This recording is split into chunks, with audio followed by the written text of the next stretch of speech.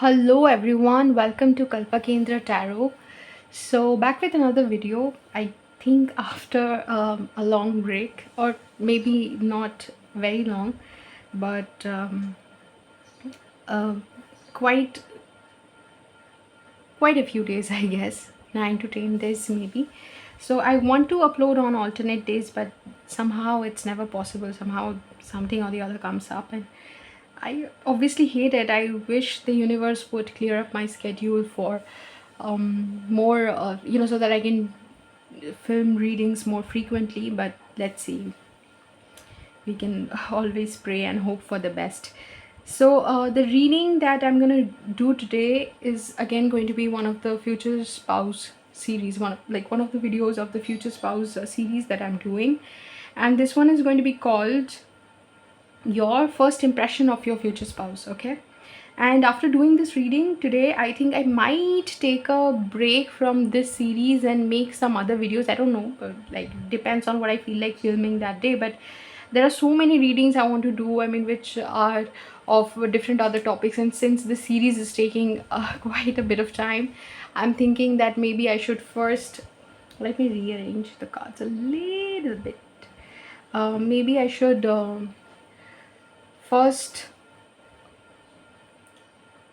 no earlier I used to think that I'll first finish the reading, like the first finish the future spouse series and then do other readings. But now I think that I want to do some other readings as well, and I will also keep adding to the series.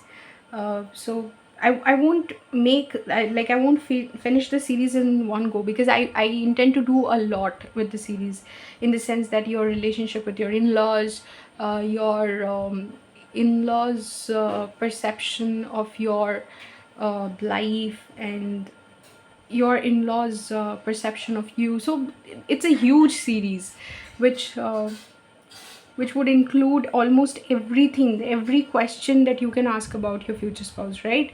So that's why I think that maybe I want to uh, do some other readings in between and then come back to the series. I'm just trying to arrange them in a way that it satisfies my OCD. Although I don't think I don't know if I have OCD, but sometimes I just tend to do this. So that's what. Yeah, and you should not be talking about these problems in such a careless manner, because sometimes it can be a very serious problem. I have known people and known incidents where they have gone on to become quite quite a problem, sometimes life threatening. So it's not something that I take lightly, and nobody should take it lightly, right? So that's the topic for the day, which is your first impression of your future spouse. Let me introduce the groups to you now. So we have four groups for today's topic. The first one is for the first group we have the horse. For the second group we have cheetah. For the third group we have rhinoceros, and for the fourth group we have, which I think is some kind of deer, but I'm more inclined to say Irish elk. So I don't know for sure, but I think it is a mountain deer, and more like it looks like Irish elk. So if you know any better, like if you know the name of this animal and you think that I'm not saying it correctly, do leave a comment so that we can, learn from you. So that would be the four groups for today, and I will see you at the click of your timestamp. Hello, group one. So if you had selected the horse, then welcome to your reading. So your first oracle card is Moon Dance, second is Healing Anger, card number 5, and then you have Earthworm, Breathe. Do I accept myself without judgment? So what do I feel about it? What is your first impression of your future spouse? The scenario that is coming to my mind, group 1, is that when you meet your future spouse, first of all, let's talk about the horse. It is the symbol of strength, courage, and speed. Also, sometimes power and status in society, in terms of the fact that kings used to have horses, and it was a mode of transport at a time where not everybody could afford it. So um, that, but also freedom. So, and also it is associated with Ashwini Nakshatra, where we can definitely say that your future spouse would be somebody who would take into account his well being and health in a way that they are going to going to be comfortable in researching a little bit more, or getting to know a little bit more, or learning a little bit more about something before they introduce it in their routine or make it a part of their diet, in the sense that they are going to be well informed. They may be more fond of using alternative medicine than, just simple or more popular allopathy medicines, where we treat our bodies with chemicals and substances which are not always organic. So they may be more into using homeopathy remedies and ayurvedic remedies, where they use things that lie around in the kitchen to cure normal problems, or problems that we have more frequently, like cough and cold. So they may be somebody like that, and they might be able to give you tips about how to get rid of, or how to battle seasonal diseases with by introducing certain spices into your diet. So they might have knowledge of all those things, and they might be extremely fond of this concept that how for every disease there is a cure. The only thing that you need to do is be um, keep an eye open for it, and um, be willing to learn about it. Like, only if you're willing to learn, only if you're willing to spend the time and invest that amount of time in getting to know about the um, like magical remedies and magical um, components in nature, you can cure everything without visiting the doctor. You can cure everything with the help of nature. So they will have a personality like that, where they take the time to learn about something, research about something before making a comment. And that research and learning is not, you might even you might have this quality depending on where your Jupiter is. So if your Jupiter is somewhere in Ashwini or Satabhisha, you might be able to relate to these qualities as well. So that may be something about your spouse, that you notice them. So it is your first impression of them, so you will notice this about them. And they are a very free and wild character. Even though a horse, you can tame them and use them for like, you can keep them domestically, but they have a kind of wildness to them. So they are like, it's a wild spirit that you're talking about. So you'll be able to see that in your future spouse, that they love freedom, and they love their independence, and they love to hang out with their friends. And I'm not saying that being independent means that you will want to hang out with your friends and only extroverts are independent and introverts are not. That is not what I mean. But they will have a nature where their principles and values will be very dear to them, and they won't feel the need of explaining others about their choices and why they want to do something, and why they want to walk up a like particular path, and they don't have to be answerable to everyone about it. It's like this, that their favorite ice cream is chocolate ice cream, and why they don't like strawberry, they don't have to be answerable to everyone about it. They respect their preferences and want others to respect their preferences as well. So you will have that, the first glimpse that you get of them is going to be like this, that they are a wild spirit, a free spirit. Okay.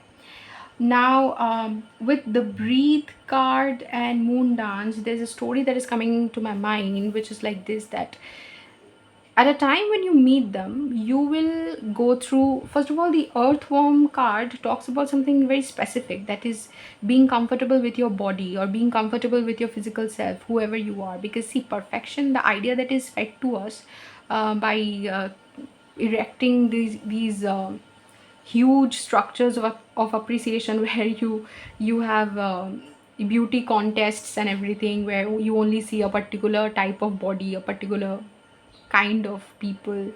So and it's very limited in its understanding of beauty, and also very restrictive, kind of extremely prejudiced. So nothing to say about that more than what is already said about beauty contests. But even if you walk into malls, you will see that how there are mirrors everywhere, as if trying to reinforce this idea to you that you don't look a certain way, and there are ways in which you can look better. You would see that when you walk somewhere where there's a mirror, we have tendencies to look at ourselves in the mirror, and I don't know how many times or how many people have this habit of looking into the mirror and just appreciating them without being able to notice their flaws. Sometimes they'd be like, oh, the belt is not in its proper place, or the necklace has again gone to that side, or oh my god, my earrings got twisted. If I had not seen them, they would be like this, and everybody would look at me and just think, oh, okay, my hair. So people tend to look at the flaws and judge them, and just look at the many ways in which they are not looking perfect. So I don't know how many of us can look into the mirror and just be like, oh my god, gorgeous, beautiful. I don't know how many of us do that. So something like that is, although something like that is rare, I am pretty sure a lot of you or a lot of us do that. Like a lot of us appreciate us, like appreciate themselves. So that also happens. I cannot totally neglect that, or totally say that, that I cannot totally discard that possibility or that option. But what I will say is that at the time that you meet your future spouse, you will have some realization of being comfortable in your body, or learning to be comfortable in your body after weathering some kind of storm. Because you see, uh, earthworms do not have lungs, so they cannot breathe. They need their skin to breathe, and they cannot breathe in wet soil. It makes it very difficult. So what they do is, after there is rain, or after heavy rains and storms, what you see is earthworms would usually come up to the surface and try to use the, expose their skin in order to breathe, right? That's why they come up to the surface, because if when the water reaches the soil and the soil becomes wet, they cannot breathe. So that is because of their body type, they don't have lungs, right? So similarly, you will go through something in your life where you have to make peace with the fact that this is who I am, and who I am probably requires a little bit of adjustments in not in the sense that you need some adjustments in your physical body, but more like you would need, there are certain things that work for you and certain things that do not work for you. You will become more accepting of who you are, and you will also start understanding that you cannot accept, or first of all, some of you will have this fear, this subconscious fear, that whether or not your future spouse, or anybody that like your partner, whoever you go on to have a relationship with, will be able to accept you for this anomaly that you have, which is not anomaly. Like a lot of people have, like, everybody is different. So our differences are not anomalies. Our differences make us who we are. But how far we are able to see our differences as being the norm, rather than seeing them as an anomaly, I don't know. But what you will probably go through at this point is seeing some sort of difference in you as an anomaly, and subconsciously think whether or not your partner would be accepting of that like feature of yours which is a little different from others. At the same time, you will also come into this confidence. You will be able to understand that you want, not only do you want your partner to be accepting of it, first and foremost you will have to be accepting of yourself. And so you will start developing this. It is not an overnight process. It is not like you can realize one day that you have to be accepting of yourself after living in the matrix and experiencing the matrix for so many years. I don't know if how many of us can just go on to realize something and make a change, like make the changes like almost instantly. And I'm not expecting that from you. But what I'm saying is that you'll be in the process. You'll be in the process of realizing that you want to see that honor and respect reflected in your partner's eyes when you meet them. And you want them to accept you for who you are. And there's no two ways about it. It's not like they will be doing you a great favor by accepting you. It should be the norm. This is how it is. We are human beings. And variety goes on to show the expansiveness of the universe, and contrast is what makes each of us unique. So that this is the norm. Acceptance is the norm. Honoring each other is the norm. And this you would probably want to see in your future spouse. Okay.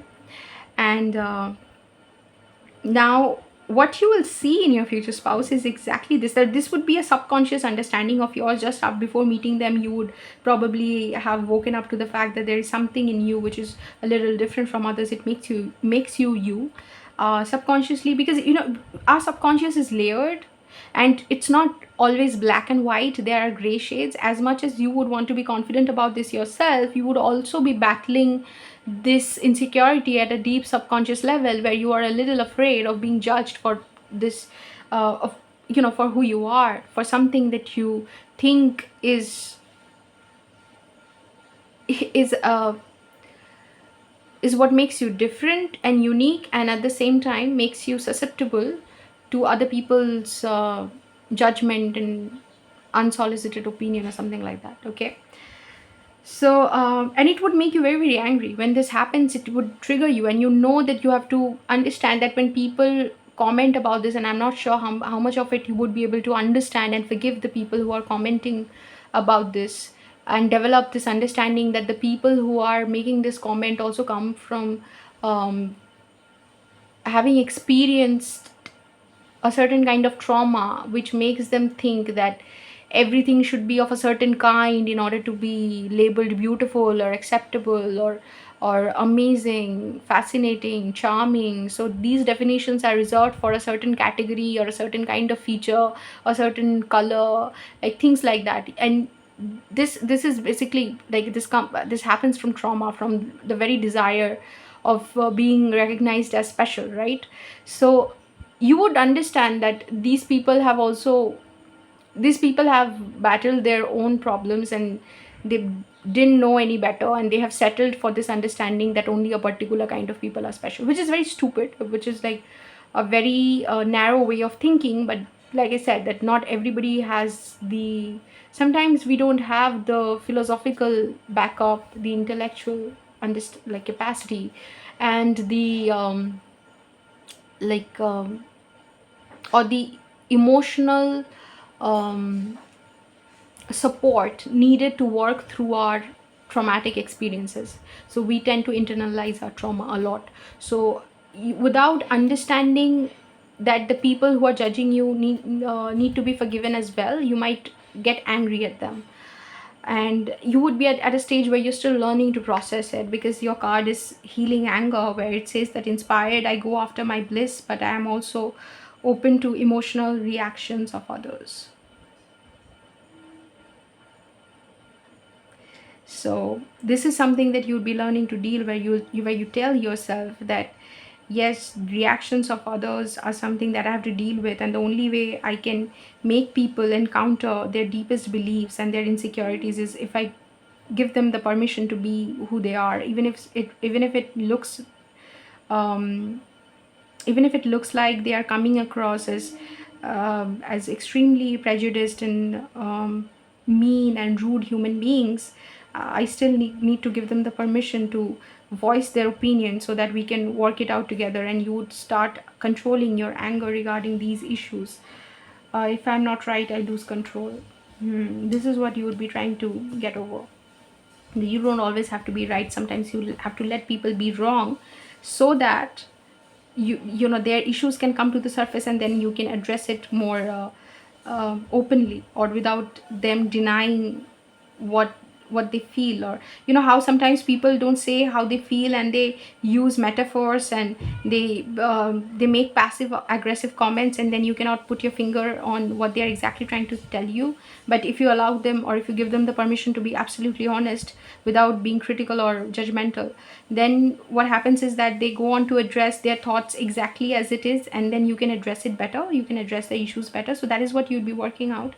And that is exactly at a point where you are going through these things subconsciously, is what you will see reflected in your future spouse at a very conscious level. Like they'd be very conscious of everything that I told you, and these are the qualities that you will see reflected in them. And you would look at them and you would think, oh my god, for the love of god, this is exactly what I felt that I should embody myself, or this is what ideal, or my version of ideal looks like, and how come this person has all this, and this person will just have the courage and the confidence to appreciate people, and even talk about their insecurities in a way where he or she understands that. Wait a second. So I just saw 2121. I know it's significant, mirroring numbers.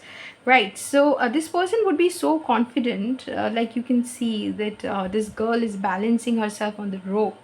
They would be able to talk about issues which are otherwise so sensitive that people tend to avoid talking about it. And I don't know if it's significant for you that when I started the video, I had just mentioned OCD. So something very strange happened right now. My family members just opened the door and came here and started talking, which was very, very weird. Like something, this is something that has never happened and they have never done. And I immediately got so angry and I had to control my anger. And so I was just looking at this card, and I know that every time I do a reading, anything that happens in between the reading is significant, and that's why it happens. So what I can say is that you would be at a stage in your life where you would have to learn to be very politically correct and formal with your issues, because even though you would expect people, like the things that you'd be dealing with, even if it's not a physical thing, even if it's a professional thing or a social thing, any problem that you're dealing with, which you know, if you look at it, you can just assume that people would know how sensitive that issue is and that they should be careful about it. But people will be blurring, like your boundaries, the line that you draw would constantly be blurred, and they would cross their limit. And you would just, at a time when you are just learning to understand that people can be insensitive and rude, and you have to be and you have to deal with the world like they are, without losing your temper, without losing your calm. And at this time, like when you're dealing with so much and you're learning how to deal with it, how to ground yourself and process everything, and just because clearly something has happened to you, which is something that is always at the back of your mind, is something that you want people to consider about you when they're talking to you or when they are dealing with you. And so many people would not know how to deal with it, or how to sensitively address it, or how you want that thing to be talked about or addressed in a correct manner, respecting your sensitivity, respecting your vulnerability. That your future spouse would be able to do, and you'll be amazed by their confidence, by their courage, because this is usually something that others are not able to do. For example, they can walk up to you and say, you're talking about narcissists a lot, you're talking about narcissistic abuse. They would have the confidence to just walk up to you and ask you, can you share your experience with me? See, you probably had the thought of sharing your experience anyway. You probably wanted to talk about it anyway, but nobody had the courage to walk up to you and ask you to share your experience, because everybody thought that God knows what you'll think. God knows if you'll take it the other way. God knows if it's right. They would not understand you, but your future spouse would just have the confidence that, and your future spouse would just know at the back of their mind that this is something that is worth sharing, because your story is not your story entirely. There must be so many people, or there definitely are so many people who are dealing with the same thing, but maybe you just don't know them.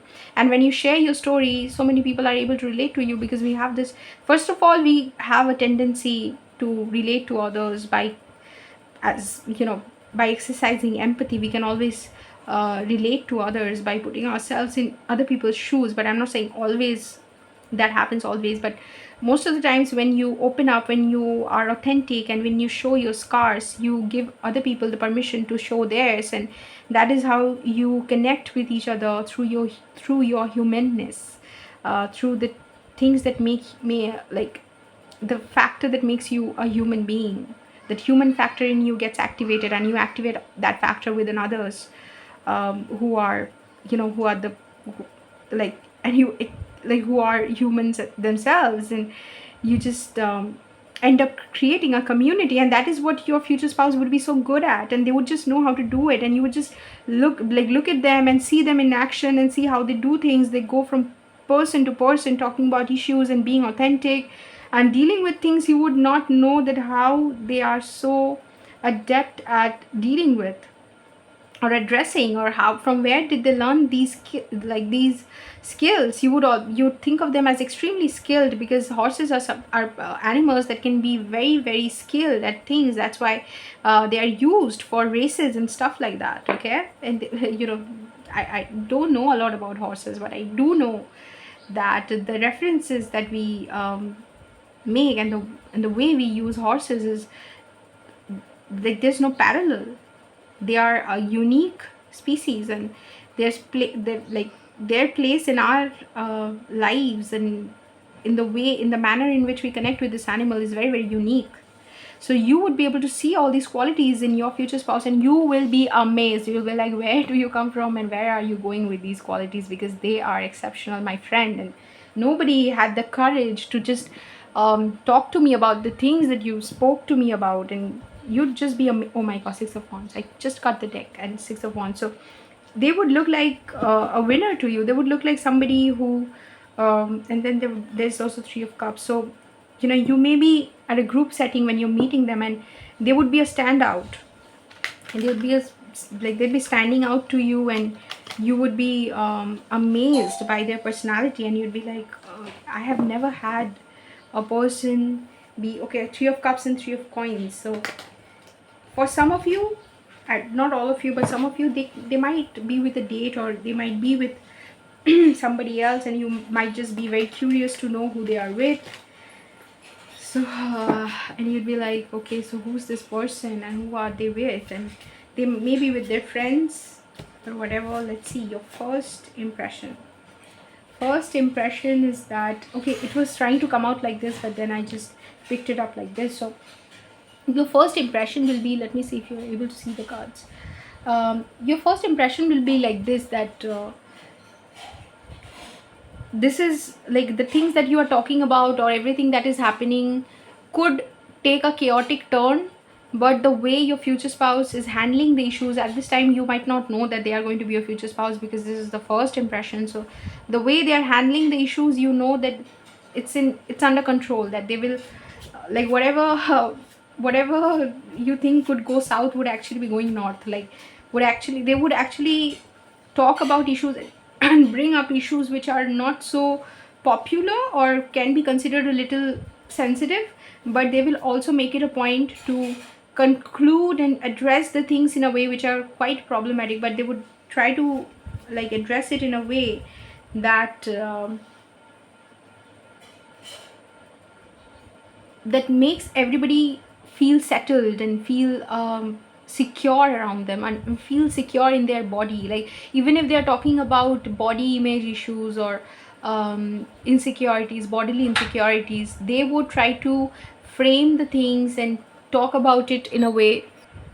Yeah, so they'll be talking about it in a way where everybody feels comfortable about it. Like after say addressing the issues, nobody's uncomfortable, nobody's thinking like, oh, we talked about something as gloomy and serious as, say some condition. And that's why I was when I started the reading by talking about OCD, and I spoke about it carelessly and lightly, and I almost took it lightly, and then I was quick to address that, okay, I know, understand it's a serious issue, and even though I feel like after reading so much about it, I feel like I might have a little bit of OCD, but I should be very careful while using the term and talking about it, because it can be a very serious issue.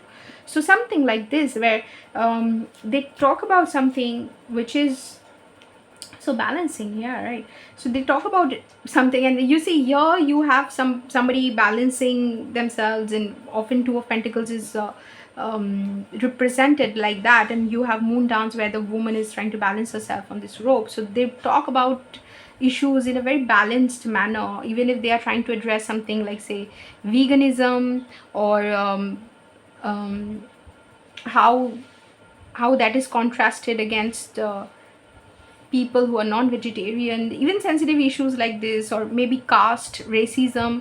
When they talk about these issues, they would just address it in a manner where you feel like they're well informed, they know what they're talking about, and they can handle sensitive issues like that. This person could be very, very eloquent, though I don't know how eloquently I am bringing forth this entire personality of your future spouse, but I think like they will be very eloquent. And also King of Coins chose to come out like this, and I felt like it should come out like this, where you feel, you assume that they are King of Coins, like they are some owner, the owner of a very successful business, or they are maybe the manager and CEO in some company. They are financially well off, is something that you are going to assume by meeting them. But since this is the first impression and you don't know, um, you don't know for sure, right? So since this is the first impression of your future spouse, you would not know the how rich or well off they are, but you would assume that they are pretty well off. In fact, you'd be assuming that I think this person owns their own business or something like that. Okay, so let's see what else. Nine of, oh my god, your future spouse would come across as somebody who does not reveal a lot about themselves and keep it to themselves, and have, they would have the emotional sensitivity to address about sensitive, like address sensitive issues and talk about sensitive issues. At the same time, they don't let people know a lot about themselves, like they don't reveal a lot about themselves, is what I can understand. So they keep a lot to themselves. Okay, Nine of Cups, they come across as this happy person who's having a great time, and just who's happy to be in the company of others, feels like an extrovert. So there's a lot of Capricornian energy, not in the sense that I see your future spouse being a Capricorn, although that could be the case.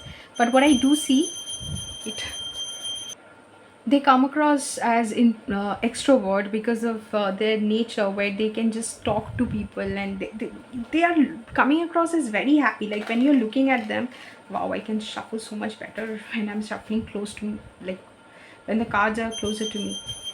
Right, I don't want to pause anymore. You have no idea how many times I've had to pause your reading, because that's not what you see. What you see is just my story. So your future spouse would be somebody who, when they are in the meeting, like when they are in this place where they're having a great time with other people as well, they would suddenly excuse themselves and be like, okay, it's time for me to go because I sleep early, or something like that, where they give you a glimpse of their routine, and they show you that how much they care about, like they care about their physical exhaustion, and they care about their like their capacity to socialize with people. They don't overgive and overdo. They are not people pleasers. So when you see the Emperor, you know that they are very straightforward about their likes and dislikes, and they also know how to, like we have seen this, and we know that they are very well informed people who know how to address issues like feminism, and at the same time they can talk about issues where certain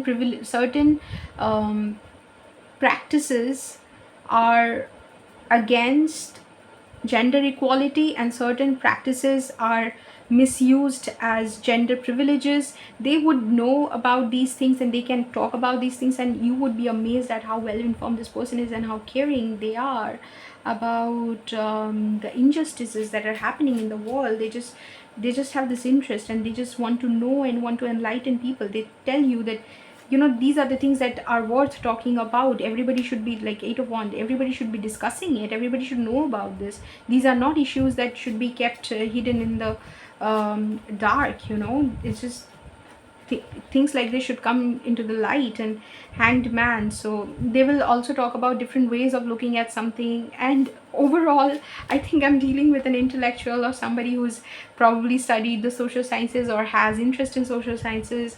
High Priestess, somebody who is also connected to their intuition. You have the entire package, group 1. You've got the entire package. Somebody who's also like very connected with intuition, and they say that they will constantly use the phrase "I feel." This is what I feel should be done according to me. It may not be the case for everyone, but I think that this is in the highest good. And they would constantly make this point that this is how I think. You can think differently, and that is okay. But my inner guidance, my inner compass tells me that this is how things should be done. Queen of Swords. So they don't mince their words. Queen of Swords and Queen of Cups. Oh my God. Okay, so I myself swing, or I don't know, dwindle between these two energies, Queen of Swords and Queen of Cups. And so I can relate to this, where this person can intellectualize their feelings, and at the same time, even if they come across as intellectual, at heart they feel things differently. So like deeply, not differently, deeply. So and Two of Cups. It could be love at first sight, or love in the first meeting itself, because this person, you'll just realize that, oh my God, you'll just realize that you also have these elements where you are an intellectual, but at the same time you also have the capacity to love very, very deeply. You tend to intellectualize your feelings and thoughts, but at the same time you have the capacity to like the same thing. I think I'm saying the same thing. And whereas you think think and feel very deeply, you are also an intellectual at the same time, where you can use your mental capacity to talk about the structure, which not everybody can do. You might just see them and feel like whatever element that I am, like I'm a combination of Swords and Cups. You would probably think like whatever element that you are and you feel comfortable in, they are the same element. So it's like cut out of the same cloth or something, pieces of the same cloth. Or it could be a divine counterpart sort of experience. Like you look at them, and the more you look at them, and the more you feel like this is me. Because just like I said, that this is how you want to be addressed, and that is exactly how they will be addressing you. So something that is coming to my mind is, they will say something like, you know, that tiger or that animal or that dog was beautiful, even though we should not talk about beauty in those terms, or we cannot quantify beauty in those terms. And I don't know if it's right to talk about it that way, but you know, beautiful is like, the most beautiful is all I can say about that tiger. And you'll be like, and the person would be like, though, even though there is beauty cannot be graded, but even then the only expression that I can give is the most beautiful thing that I've ever seen. So something like that they will say, where they make it clear to you that they are aware of the standards, and they will just make you feel like they are your other half or something. Oh, sorry if you were just, oh my God, I don't know why I pulled this card, because I didn't have to. I don't know. So you're just gonna know that even though they look like the Emperor, they actually are King of Cups. They'll give you this indication that they feel things very deeply as well. So I have no words. Group 1, you could be just manifesting your divine counterpart, or your future spouse could be your divine counterpart. It seems like a relationship like that. It's very well balanced, because this person is very well balanced, and it feels like everything that you see in yourself, you also see it reflected in them. And when you see them, you would have this tendency to idolize them, or just feel like wow. Like the only thing that you'll be able to say is wow. I don't know how I have manifested this person. So that was your reading, group one. That would be your first impression of your future spouse. If you ask me, that's pretty great actually. And now, if you like the video, then like if you liked this reading, then like the video. Subscribe to my channel for more readings like this, and I'll meet you again sometime very very soon if you choose to visit my channel again. Till then, take care. Hello, group 2. So, if you had selected the cheetah, then welcome to your reading. I really think that it is cheetah, but even if it's not, you will have to take my analysis as this animal as cheetah. And if you think it's something else, I think it's cheetah. Tell me, group 2, why would it not be cheetah? Why would it be some other animal? It looks like cheetah and all, but I don't know why I feel like it's not cheetah.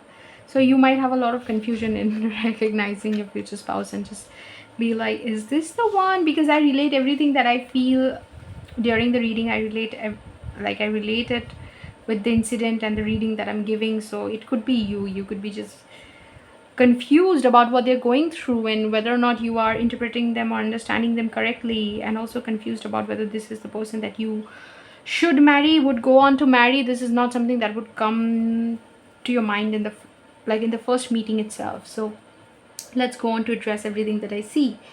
So the first thing that we can say about this animal, considering it is a cheetah, is that this person is going to be very focused. Like, especially this person does not tend to think about long-term goals as much as they think about their short-term achievements, because they think that what is going to happen in the long term is really beyond their control. So they focus on achieving the the short-term things and doing very well at them, so that they are able to, like, the long-term thing will anyway get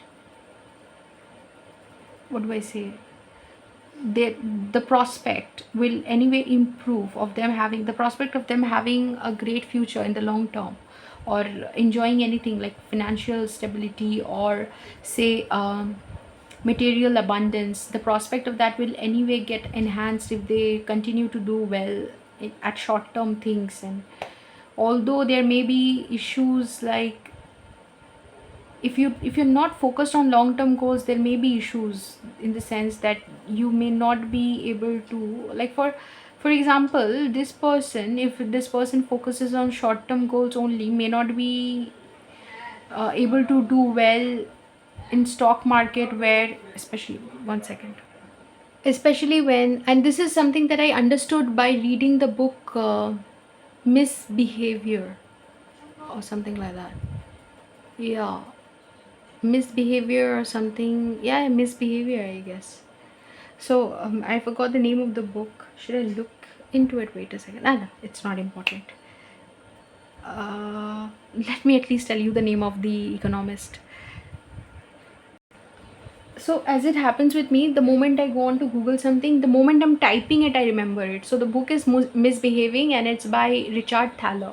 So that is the book that told me that sometimes not focusing on, not being able to analyze and plan in the long term, or not being able to play in the long term, or focus on long term goals, can there are certain shortcomings associated with that. Now, exactly what Thaler says, you'll have to find out from the book, because I forgot. But I can tell you that certain changes, we get benefits of certain changes in the short term, and certain changes can only benefit us in the long term.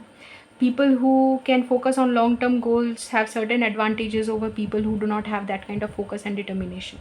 So that way, this could be a problem, that this person has a short term focus on, or can only focus on things which will benefit them in the short term.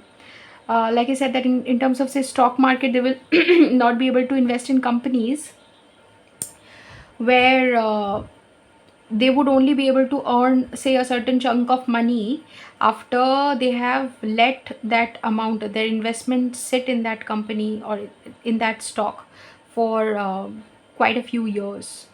So short term gain is not possible, and this person would be looking at short term gain more prominently than long term gain. So that way there could be some problem. But this person is also very considerate of other people's capacity to engage with something, in the sense that they think that you should rest when you are tired, you should eat when you're hungry. So they feel like it's very focused in the present. This person lives in the present a lot, so they would want to enjoy and have fun. And this energy would, when you meet this person, there would be a huge contrast between the energy that you are in and the energy that they are in, or what you perceive them to be in. So let's talk about the cards now. The first card that you have is what is ready to go so I can grow. Wildfire burn. As you might have already understood from this card, and this is why I find tarot so synchronistic. The other card that you have is card number 26, which comes down to 8, transformation. And 8 in astrology is the house of Scorpio, which is also like the natural house of Scorpio, which is also associated with transformation. So what I do understand is not that your person will be going through a transformation. I feel like your person would be somebody who has already embraced life and is celebrating life. What the person who would be going through transformation is you. You would be somebody who has been through something, and it could be the energy of your future spouse as well, but it will come across differently. I'll tell you how. Like, in the sense that if you have, say you both of you have gone through a major breakup or a major change in your life, where you had to move a city, like move to a different city, or rebuild yourself, rebuild your life. Something has happened, say a financial crunch you experienced, or some sort of a breakdown where you literally had to watch your life fall apart, and now you're building yourself from the scratches. Something happened, okay? And while that happened, you are also understanding the value of it, trying to understand. But at this stage, I will address your future spouse's things later. Say both of you are going through something transformative, then also your attitude and your future spouse's attitude will be different. And say if one of you is going through something transformative, which I think if one of you are going through something transformative, then it's more likely to be you than them. I think it is more what I'm interpreting it as is it is more of your energy than theirs. So somebody's talking in the background, please excuse that, because I cannot be pausing so many times. I need to finish this video. I also need to meditate with a friend. So not that I want that to be a problem for you. I will like address everything that comes to me. Obviously, this person also has their third eye activated, so you would be struggling to see the point in the things that you are experiencing. And I feel like it is more of your energy, where something so traumatic, turbulent has happened to you, where you do not understand how this could be important in building you, because this was literally going to kill you. You could and I don't say this lightly, but you could be. And this is why I think it was so important that I started this reading by addressing or saying something about OCD, even though I know that I should not have, I should never mention something like that so lightly. It's not to be taken lightly. So you might have gone through something which brought you at the verge of ending your life, and I don't say this lightly. If something like that has happened to you, if something like that you've experienced, if the reading resonates, and you either go on to experience that in the future, or you have experienced that, whatever the case is, you can ask for any help that you need. A lot of us go through this, where, and I'll tell you this, you also got the butterfly, but this is what, when transformation comes up, butterfly comes up. You've got it all. You've got the fire, the butterfly. So it's like things are burning down in your life. And I can tell you from experience, one time when everything was falling apart in my life, I was telling Spirit that things are just falling apart and I have nothing to do. And Spirit is like, oh, things are falling apart. I was like, yes. And said, oh, you have nothing to do. I said, yes, I have nothing to do. There's nothing I can do. Things are just, I could just see buildings collapsing. If you have watched the movie Fight Club, and if you remember that scene where they just stand and watch every building collapse, like fall down, that is something that I had experienced, that everything that I had known my life to be was just falling apart. and all I could do is watch. And spirit is like, so you've answered your question, all you can do is watch, so just watch it. There's nothing, if there's nothing you can do, you've said it right, there's nothing you can do, so there's nothing you can do, just watch it and let me take over. Trust me, if this is happening, it's all happening for a reason. Obviously at that time I could not see the reason, or could not I was like right, so could not see the point in that incident happening to me, but eventually it just but eventually it just made sense. So I feel like your third eye would get activated eventually. Eventually you would go on to activate all the 7 chakras. You have like 6 here. See, I'll hold it up so that you can see it. You have like 6 flowers here, 6 flowers here, and 1 here. So I would take them as chakras, the 7 chakras. You would go on to at some point have spiritual awakening or some spiritual understanding. Your spiritual growth will happen, and you'll be able to see the point in this phase of your life where everything is just burning down. There's a wildfire, because there's a point in wildfire as well.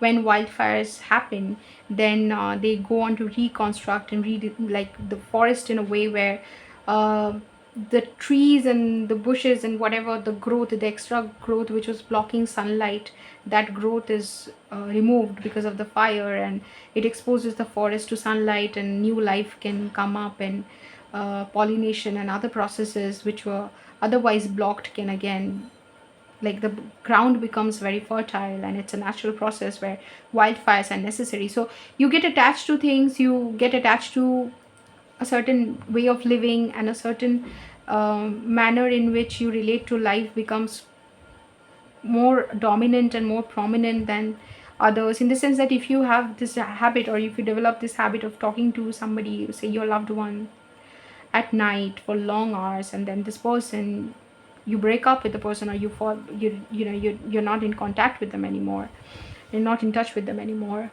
What have I done?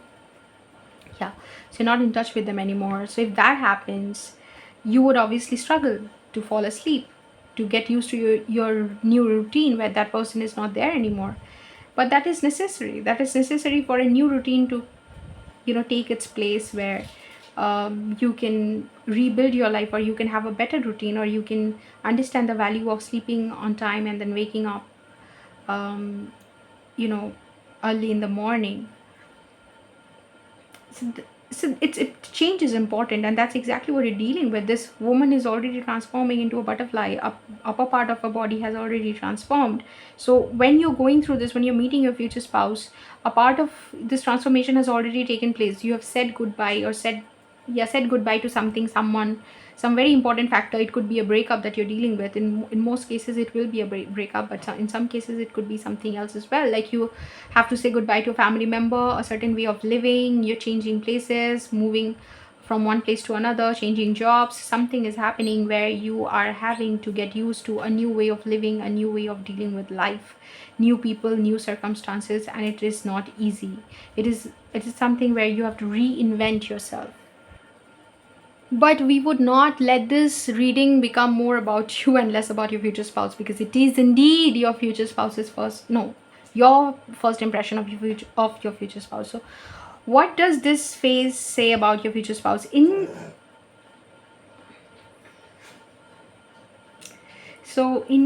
case your future spouse is like, it is your future spouse who's also going through something similar, because I feel like you're definitely going through this. And in case your future spouse is also going through something similar, their energy will be like they would have accepted this part of their life as necessary, as something that had to happen, important, crucial, and they would have embraced life. They would have started celebrating life already.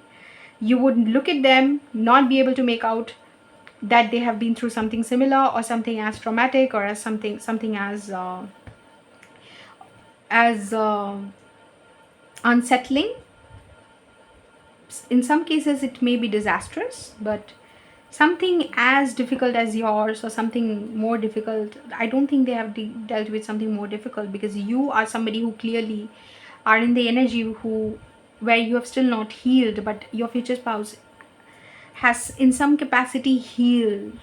To a certain extent they have healed, and they have embraced life, they have embraced their problem, they have embraced the situation that broke them, and is wearing that incident as a badge of honor, but not for everyone to see. not everybody will come to know about this, but some people can if they have been through it. For some people your future spouse has already been through the same thing. For some people your future spouse would just be this person who's just going through life, respecting difficult situations, knowing that difficult situations happen and they need to be embraced. They would not know that, you know, it's like they would not know that their future spouse, like, they will have that understanding in them, innate understanding, that sometimes as human beings we deal with very difficult circumstances, and they will be open to that possibility. You will be very fearful of change, but they won't be so fearful of change, because you will be going through change, you're going through it, and they would have either gone through it, or they would be naturally they would be somebody who is understanding of change, accepting of change, right? So that would be their energy, and you would find that energy very accepting, very soothing. So that's what I can say, that when you come across them, you will feel like whatever you've been through is safe with them. That secret, that incident, your scars, your wounds are safe with them. Now let's look at this card. I now nurture others as much as I nurture myself. I'm lovable even when I'm not nurturing or giving someone something. So even in setting boundaries, even in not opening up to people, or not losing yourself, because you have clearly been in a phase where you lost yourself completely, and you don't know. And now at this point, standing at this point when you're meeting your future spouse, you know that sometimes we have relationships, or we have phases in our lives where we get so attached, become so dependent, that we tend to lose our sense of self. We forget who we are, and that's something that you need to preserve. That's a lesson that you have received, and that's a lesson that you want to remember. And your future spouse is somebody who is okay with getting attached, okay with leaving behind something, because they think that this is life, this is the process. They're like the cheetah. So they think that even if life cannot be the same all the time, comfortable or discomforting, or you cannot be uncomfortable or you cannot be comfortable all your life. I mean, it happens in phases. So your future spouse will know that even if you're having a hard time, there will be a day when you go on to have a great day. Even if you're having a great time, there will be a day when you go on to have a very bad day. Your future spouse knows all this and is respectful of that. They would obviously not have an idea that this innate understanding is already present in them, because the universe has orchestrated things to happen in a way where the moment they meet their future spouse, they would have to exercise or access this understanding, and exercise their values and principles regarding it, and how they view change, and how they view disasters, or disastrous circumstances, or very difficult things happening to people sometimes, and how they are so considerate of that. So they would already be, universe would already make them, because you see, our soul is already being able to pick up on things that are supposed to happen to us. So their soul will already give them an understanding that before they are going to meet you, they will develop this understanding that sometimes very difficult things happen. Their soul will be able to pick up on it, and they'll learn that they have to be understanding of people's circumstances. So they will naturally be able to be, how do I say that, they would be able to share their understanding, or I don't even mean share, I mean that they will be able to put forth, or something like that, put forward their personality, or their understanding personality, where they are being a source of inspiration and also a source of comfort to you.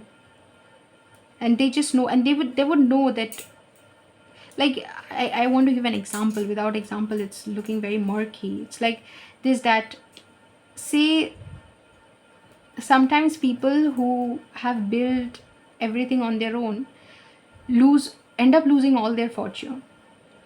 So your future spouse, even though they might not know that you have been through something like this, they'll be able to pick up on these circumstances which people have to deal with at certain stages in their life, and they will be very understanding of those circumstances, and their soul will already give them this indication that they have to develop a kindness or an understanding that makes situations like this bearable for them, because they'll have to come and help you heal and help you bear some of the more difficult things that you have dealt with. So that innate understanding will already be in them. Okay, so now let's talk about their no, your first impression of them. Your first impression of them is obviously going to be very, very understanding. So I want to discuss your first impression of your future spouse, like I promised I will. And that first thing that I think you are going to understand is that they are very understanding. Like whatever you tell them, they always, they might say things like, okay, I understand, but you might not understand right away just how understanding they are. But your first like, you will be like, this person is very considerate. It's a very cancerian sort of vibe, where I feel like your future spouse could be a water sign, where they just have this understanding. And when you see them in action, like when you see them interact and talk, oh my god, I saw this as the back of the deck energy. I wanted to mention it, I didn't, and now it's your Two of Cups. So the first impression, the first thing that you see is like, this person understands, it's so loving and so caring, and just, and your future spouse would just speak to people and just tell them how they feel, and it's very open. Empress, this person loves to nurture and take care of other people. So first thing is that you will look at them and you'll feel a deep love for them. You'll feel like your, like I said, your scars are safe with or your secrets, your like the skeletons in your closet are safe in this person's closet as well. So you can share a closet, you will feel, and keep your skeletons in them in that closet. um, like, do you think I'm insensitive for smiling and saying this? But I'm sorry, but I just mean that whatever you want to share with this person, it will be so you'll be so comfortable in sharing that. You will just know that this person creates a very nurturing environment for people, for anybody to open up to them. They are these people, when, you know, if you just, if they sense that you're choking and you might cry, they will you know, bring the tissue box close to them, or they'll just take the tissue box out of the drawer or something like that. And they speak in a way where they don't let silences, like you would not have uncomfortable silences with this person. This person would just know the right thing to say, the right joke to crack, the right you know, the right expression. They would just tell you everything that you need to hear. Sometimes you probably, when you're opening up to other people, they didn't know what to say to you, because not everybody's love language is the same. But this person knows your love language and knows how to speak it, and fluently so. So they speak your love language fluently is all I can say. And they'll make, so when you are talking to them, they would obviously, you want the assurance from the other side. When you're talking to somebody, you want them to go like, like, you know, just the assurance that yes, they are listening to you. But sometimes even when people go on doing like you just know that they are not listening to you, that they are not paying attention, है ना? So you would just know that this person is paying attention, like their are serious. And you would know that by the way they comfort you. You would know how deeply they have been able to feel you, or feel your, how is this a first impression so deep? What are you doing? Like, I feel like your future spouse is, I don't know if I should say this, but your future spouse feels like, you know, this person, like your therapist. Like, you go to your therapist and you open up to them, and you know how understanding your therapist is, because obviously it's your therapist. And you just, that therapist turns out to be a future spouse. I don't know what you're doing, why you're opening up to this person, but you would see them being extremely understanding. And your first impression is going to be that this person, it's like, even if you're having a night out with your friends and say you get drunk and you don't know how to control yourself, your future spouse, and you start crying and start spilling your secrets, and you just tell them what you've been through. This person would not only take care of you because you are drunk, and you know, you probably need somebody to take care of you at that moment and make sure that you're safe. And not that I don't want you to do something like this, group 2. I would say that be rather careful if you're doing something like this, because I can see that if you might meet your future spouse this way, but chances of other people, because you know, we know how the world is, and chances of other people taking advantage of us is like so very great. So I would just tell you, be safe. But whatever, you opening up to your future spouse really majorly the first time that you meet them. So you have no fear. It's like they are the empress and you're happy to open up to them. You're happy to give them a hug. Oh my god, there's so much love. I don't know what they're doing. I don't know who your future spouse is, but you would just see them in action and understand that this person has a lot of love for everybody in their heart. So they could be an animal lover or somebody who works in mental health, like mental health, or uh, could be a therapist, could be a doctor. You would see them treating other patients and you would just be amazed at the way they relate to every patient, because they would say something like, you see, I take care of you when you come to me, but you take care of yourself throughout your life, so you better know your body the best. So you better be more understanding of, more careful about the things that you're eating and how you need to take care of yourself, what medicines you need to take, and why the kind of side effects these medicines might have. The way your person, your future spouse would be, why am I speaking so fast? The way your future spouse would be explaining things to their to the people around them, to their patient or whoever is around them, you would just know. And even if it's your boss, even if it's a person who's working in your office, the way that they handle people would just give you this impression that they are extremely caring and considerate, and they live life in, like, they live in the present. Like I said, short term goals. They don't think about long term consequences as much as they think about having a great time in the moment. And Five of Wands. Okay, so you might see them have a fight, and what will happen when they see them have a fight? Okay, Three of Wands. So you would also see them, you might also see them get into a difficult situation and also find a way to come out of that difficult situation, which will tell you that they are not only caring, they are also very, very smart. They know how to use their mental capacities and other capacities in order, like, in their favor, for their own benefit. So, and your future spouse would shine in that situation where you see them get into a conflict or something like that. Like I said, that it could be so that you're drunk and say somebody, they're there and they need to defend you or stand up for you, and they will do that. And your future spouse is also like, they come out as this person who's extremely like, the spotlight will be on them because they're so caring, so nurturing. There's no way that you cannot you cannot not see them. So there's no way you'll overlook your future spouse. But there will also be an energy, like a very mysterious sort of energy, where they will not tell you everything about how they feel. They're open, but they also keep certain secrets, like in the sense that you will have eye contacts will be very, the eye contact, the moments that you share looking into each other's eyes, maybe uh, short but intense. You would not know what they're thinking. You'd be like, oh my god, did this person feel exactly what I felt?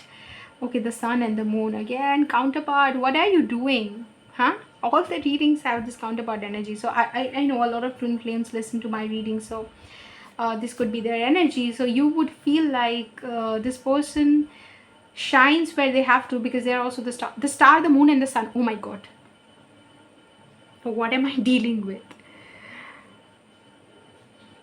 I have no words. So they shine where they have to, but they also keep certain things a secret. They create the right amount of mystery, and they also give people the right amount of information about them, which keeps people interested and curious about them. So they don't say everything. Like, even though you're looking at a very caring person who feels like the perfect bachelor to date, or feels like the perfect person, the perfect single man who has it all, or single man or woman who has it all, that you could date and has all the abundance, and feels like they are telling you everything and you know everything about them, but obviously they are keeping certain things a secret, and you will be kind of worried whether or not they are with somebody else. You would hope that they are single, and you'd feel like if they were not single they would have told me already. But you would feel like they have so much abundance and so much to share with other people. You would feel them sharing their abundance with other people. Like, it's like this, that if they are ordering a drink for themselves, they would also ask other people that, should I order drinks for you? Or if they are ordering dinner for themselves or ordering tea for themselves, say by the time that you okay, the King of Cups and Queen of Coins. Okay, so by the time you, like, throughout the time that you're there, they get drained or they get tired, because of whatever they're doing. They're either checking patients or something like that. So they get tired and they order a tea. What they will do is they'll order a cup of tea each for everybody in the room. They'll be like, do you want tea, do you want tea? And you'll be like, oh my god, a doctor's so caring. So you're not, like, whatever they do, there will be some caring. Okay, Queen of Coins. And okay, I get it. So you'll feel like this is your counterpart. And you would want to make a move towards this person, but you would also know that there's somebody that you are you have just broken up with, who's still in your heart, or you are in the process of breaking up with, and you know that you have to get rid of the person who will be standing between you two. See, even when the King of Cups came through, I did not feel like addressing the King of Cups. And I don't know why I did it. And before I would go on to address it, I pulled another card and King of Coins came up. So, and King of Coins and Queen of Coins are counterparts. So you'll feel like this is my person, this is my counterpart, but in order to get to this person, I have to get rid of this person or this person. There's somebody standing in between. There's something that is separating you. It could be another person. They are with another person, and you will know that they will have to make a move towards you, or you'll have to make a move towards them. So you might just, the complication might just become very, very clear the first time you meet them, and you'll feel like this is God's judgment, and it's clear, like an alarm is being sounded or something like that, where you feel like, and your intuition, the High Priestess, your intuition is also telling you that this is the one. Your intuition is going like an alarm is going off. It's like you met the one, the person, it's same, it's her, it's that person, that's something like that. And your intuition will go kind of, you'll go like buzz like that. So this is something that could happen when you meet your person, and they'll be extremely caring, is what I can say. But I think I'm done with your reading, group 2. It was a great reading. If you liked it, then like the video. If you want more readings like this, then subscribe to the channel. Otherwise, I'll see you in another reading sometime very, very soon, if you choose to come to my channel again. Till then, take care. Hello, group 3. So if you had chosen the rhinoceros, then welcome to your reading, group 3. I have to tell you something very interesting. Like, not very interesting, I think you're gonna know it anyway. When you click on your timestamp, your timestamp is going to start at 11111, which is like extremely synchronistic. So let's see what that means for you, right? When we go into your reading, we'll be able to see. So the Rhino group, Rhino stand, yeah, Rhino stands. Now the first card that we have for you is the Art of Seduction, then Stalk, and then Healing Sadness. Now let's see what we can say about your group from your oracle cards first.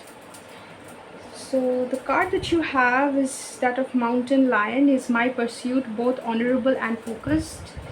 Okay, the main card is of Stalk. The main message is of Stalk.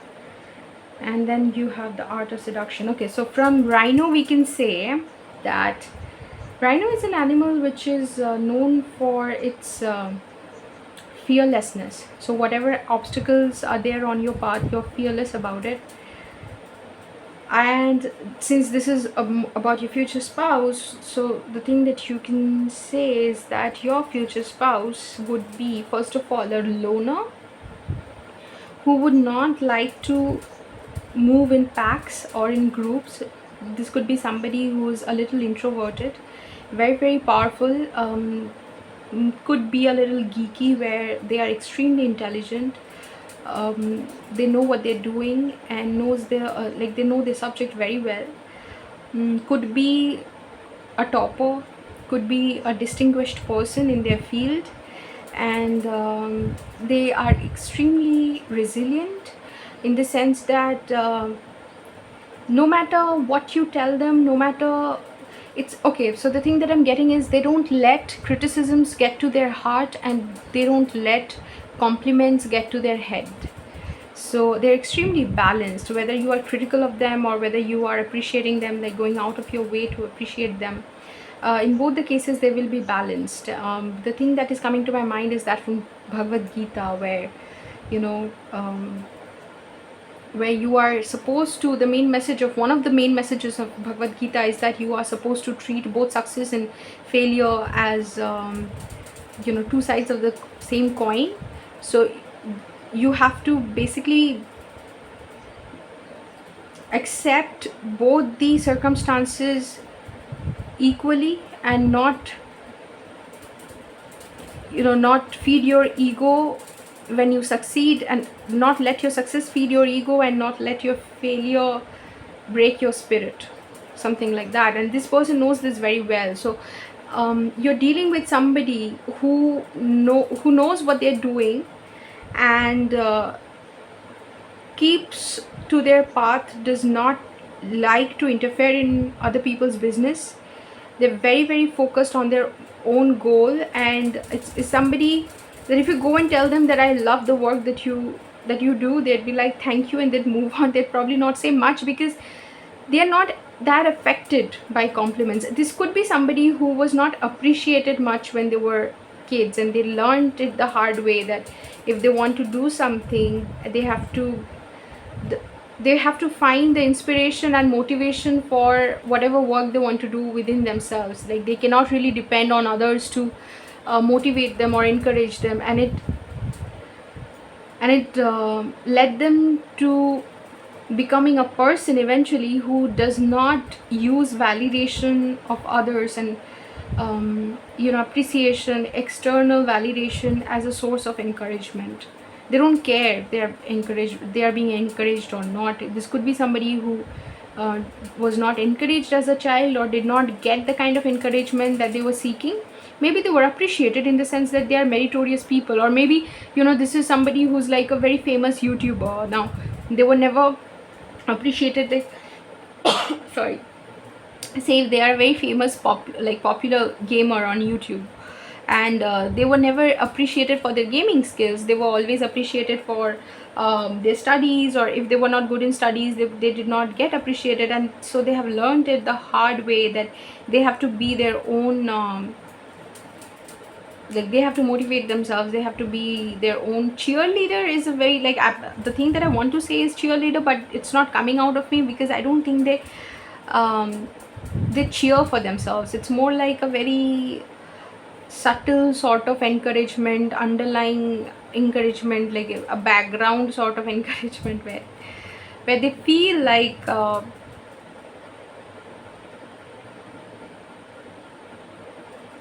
where they feel like it's enough what they are, the fact that they want to do. It's like so blurred. It's like they don't care about encouragement.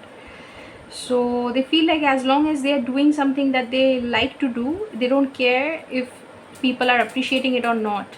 They know this, that some of the people who went on to create their best work, if they depended on other people's opinion about them, like I think the other day I was giving the example of Franz Kafka, and then Edgar Allan Poe, even Karl Marx.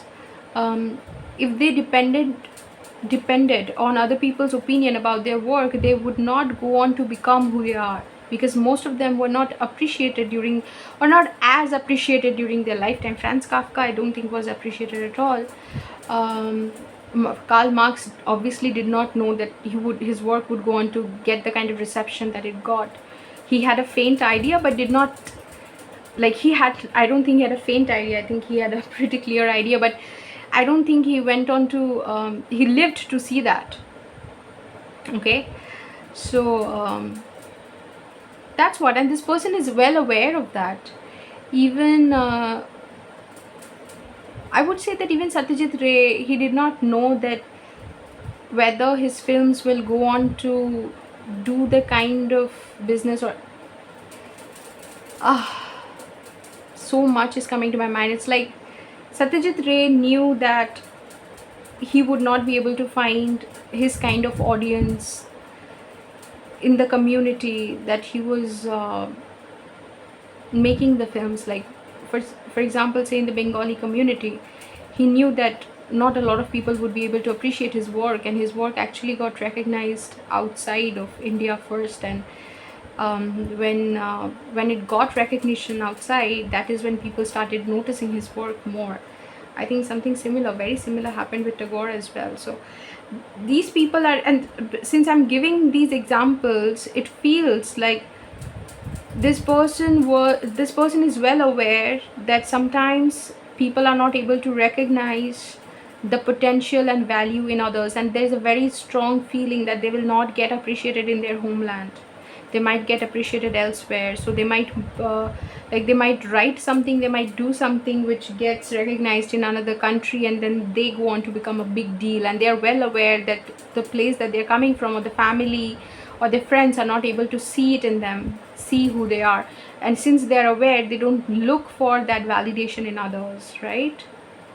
A very, very strange sort of feeling. So you would be able to understand that. You would be able to understand that no matter how much you appreciate this person is not really moved by appreciation, or they don't let, they're not moved by appreciation or criticism. So that's what Rhino has, a very thick skin, and you can call your person a very thick skinned person. They're very goal oriented, focused. They don't see obstacles as obstacles. They don't see obstacles on their path. They look at obstacles as levels in a game, and they think that the moment I solve these obstacles, that is what, I can remember a YouTuber saying that, who was not so good in studies, but he went on to become a very popular gamer at some point, and then he shifted to spirituality. I forget the name of him, like name of his channel. So he was saying that when I used to play games, I loved the fact that I could let the characters upgrade themselves when I cross different levels, and I think of life in a similar manner. Like as I cross, like as I gain different experience points, I become my character, my personality, or my human self, or my human costume in this lifetime gets an upgrade. So it's like that. So they think of life like that, that whatever experience or whatever obstacles they have to deal with, it just adds experience points in their buckets or something like that, which is a very unique way of looking at it. And this is their clear perspective, like this is how they think. And when you come across them, you'd be able to sense that nonchalance in them, which is very telling of their mentality from the very get-go. Like you would not get a, like it's not a person who first appears to be somebody and then you find out that they are somebody else. Not like that. Like I think you would be able to understand from the very first meeting that this person is not very affected by other people's opinion of them, which can be very, very attractive. Okay, so I explained that for 10 minutes. That must be important. Is my pursuit both honorable and focused? So this is the mountain lion, and this is a species which is not that visible now because of humans taking over the world, but it is known for its stalking skills and the way it hunts. So I can understand. Okay, I get it. So when I was getting these cards, these oracle cards, it feels like these oracle cards were saying more about the state that you would be in, even for the other two groups, where the state that you would be in, and then I was getting the story in, like, through my vision. So I will explain the story in the similar way as it is coming to me. So it feels like this person would be very closed off, in the sense that they would not have a large group of people around them, and they would come across as somebody who's very focused on their own work, does not want to socialize with people beyond what is absolutely necessary. So if you were meeting this person at a wedding, you would not see them talking to a lot of people, or being the life of the party, being the person that everybody gathers around. So this is not that kind of person. So you would need to stalk this person a little bit. Even you would need to sharpen your stalking skills or hunting skills, as mountain lion would have, and develop a sort of understanding based on your energy interpreting skills. Like you would have to analyze this person a lot and then develop your understanding more than interacting with the person privately or publicly and then understanding them. So it will involve a lot of seeing them from the background, observing them without letting them know. And also mountain lion talks about something like meeting of the equals, like you stand tall and meet them, you look them in the eye and then just appreciate their, you know, their strength and power and their demeanor.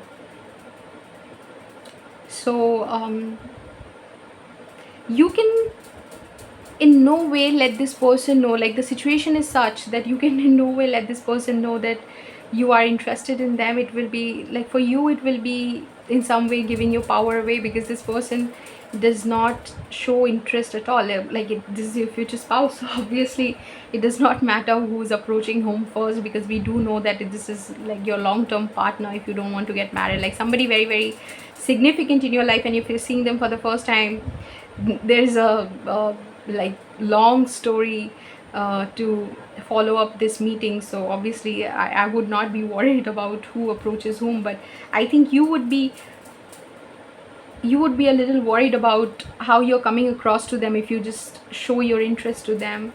But here again, in the art of seduction, you would be thinking about how exactly you can get them to notice you. And if you have to seduce them, how exactly are you going to do that? And it will be a little frustrating, group 3, to feel like your future spouse is not paying attention to who you are, I'll be honest. But see, when I'm laughing, it's not like group 3, I think your future spouse is not going to notice you. No, it's not like that. This is how it is coming across, probably. I don't know, I sometimes when I laugh, I don't know how and what you guys are thinking, so I tend to clarify. But it's never to, you know, belittle your circumstance or whatever. It's just when I'm explaining, I end up expressing that way. And it's like this person, I think your future spouse is somebody who is that perfect woman or perfect man in the eyes of a lot of people, since they are successful in their field, like they are known in their field when you're meeting them. And a lot of people could be eyeing them, to be honest. And it's just not you. I think a lot of people could be trying to talk to them, or just being like, okay, there goes the rhino. Yeah, hey, rhino is looking at us. Oh my god. Oh god, he left. See, he's taking a drink or something like that. Oh, do you think we should go and talk to him now? Yeah, let's ask him about his work. So something like that. So people are discussing the rhino, the rhino in the room.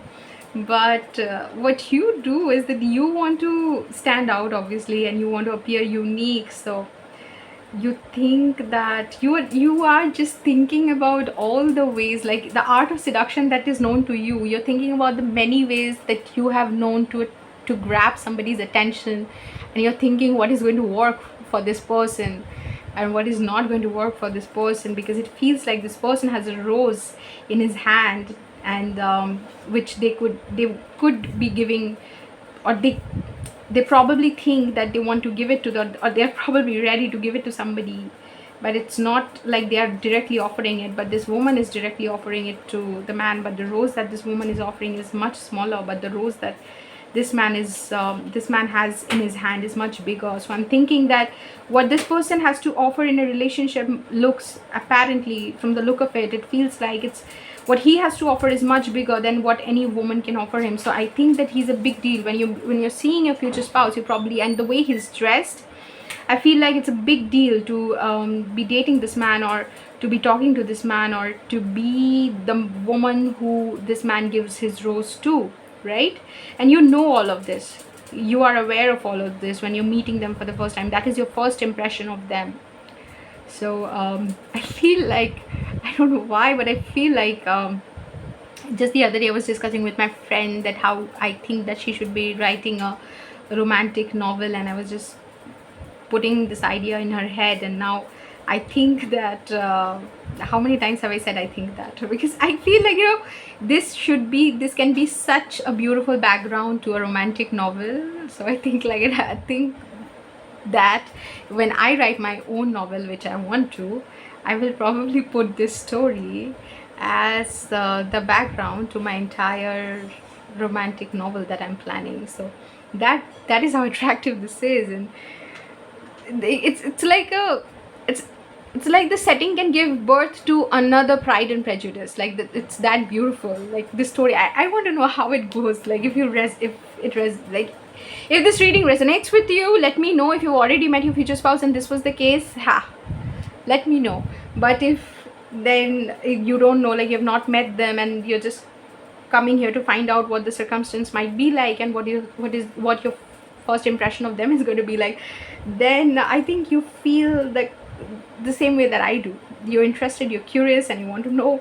And I'm also curious because I feel this is a very mysterious person and you have to stalk them because there's no way you can know about them any other way. So I feel you, group 3. If you're like, I don't want to stalk them, but they have not given me another option. So I feel you. Now, healing sadness. I now have an opportunity to move through my fears of failure and give birth to satisfying work, wealth, and relationships. Since something ended, my life has gotten stuck in a rut. So you are coming out of this energy where I feel like you have come out of this energy where you felt like you would not approach anybody, and you would wait for that opportunity of the perfect person, the perfect woman, the perfect man to come to you. But here you are realizing, after coming across your future spouse, no matter who that person is, you're feeling like you have to go and approach them first. There is no other option, and you're healing this part where you thought that you won't be the one, where you were deeply sad about the way you were treated, or if it is in your nature to go approach people first. And if you have always been the person who approaches people first, I think you said to yourself, I'm not going to approach anybody anymore now, I would just let people come to me. But you're just realizing that it's not worth waiting when the package is this interesting. Like, whatever this person is, I don't mean to objectify them at all. This person is so interesting that you want to take the risk and you want to go ahead. I now have an opportunity to move through my fears, whatever your fears were about approaching a person first, of failure. You felt like, what if you fail, this person does not reciprocate and they don't want to talk to you, and can give birth to satisfying work, wealth, and relationships. You feel like you can move through your fear and now go and approach this person irrespective of the consequence of it. And you're just looking at your understanding of the art of seduction, and you're like, what is the right way for a man or a woman to go approach a person that they like? What is the right pickup line? What is the right way to talk to them? What should I say? Like, you're thinking about everything, and you're trying to communicate with your higher self, your inner guidance, everything, to talk to this person, right? Group 3, interesting. First impression. Scared to talk to them but can't stay away from them, something like that.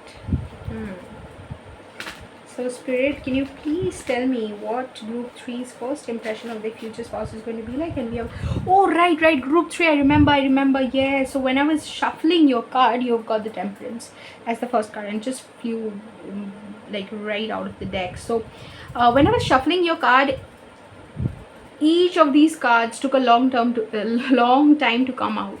So what I can say from that is that your future spouse is going to come into your life after a long time, after, like, once you've ended your relationship, or you've ended your last relationship, after which you would meet your future spouse. Or if you are in a relationship which you don't want to end in a marriage or a long-term commitment, and you are waiting for somebody stable to come in, it would take your future spouse a long time to come through. Like, they will take their sweet time to make an appearance in your life. That is what I can say. Like, because I was extremely frustrated, I was like, why is a card not coming out? And I understood that this was your energy.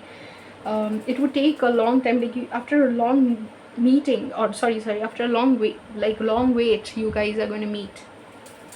So the Temperance, it's gonna feel like divine timing. It's meant to be, and you just see them and you know. I think the attraction is going to be off the roof, off the charts. When you meet them and you see them for the first time, you're gonna start thinking, like, stalk is the energy, and then you have Page of Swords, which is also the energy of a stalker. You would want to be respectful, not that you want to be sneaky, and you would not want them to think of you as a weirdo or something like. And now the song that is playing in my head is I'm a creep, I'm a weirdo. You would not want them to think of you like that, and you would want to be respectful, and you would tell them that look, you are so mysterious that you gave me no other option than to stalk you. Like I've said it again and again, group 3, and extremely mysterious. Like you won't be able to know anything about them, even if they come to this wedding with their parents or something like that. Like parents or a group of friends, whatever. It could be a wedding, it could be some meeting, some get together where they come. I think they'll come with their family, whatever the scene is.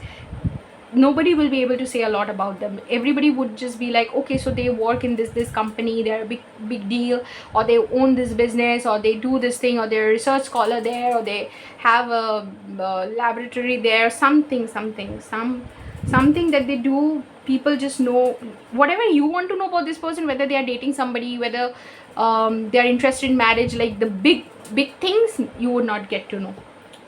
So they will come across as mysterious. It would cause a lot of anxiety because you would feel so strongly for them from the very first time that you see them, and you would start imagining all these things where you're getting married and everything, and you'll be like, oh god, why is this happening to me?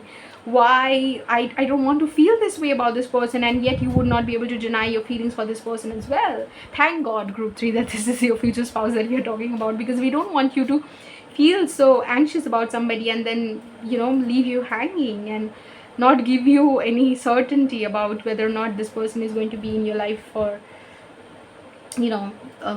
for a long time. But here, since we are talking about a future spouse, we just oh my god, group 3. So that's what, when you see them for the first time, you're just gonna know that this is the man or woman I want to marry. This is the one. And you would feel it so strongly that you would be scared. You'll be like, I did not want to feel so strongly for a person so soon. I've just met them. What is this energy? And earlier they oh god, Ace of Cups. So earlier when I was shuffling these cards, they were not coming out. I just knew that you would have to wait a long time for you to meet your future spouse. After you declare that you're ready, you tell the universe that I'm ready to meet the person, please bring that person on, or let me meet this person that I'm supposed to be with in this lifetime.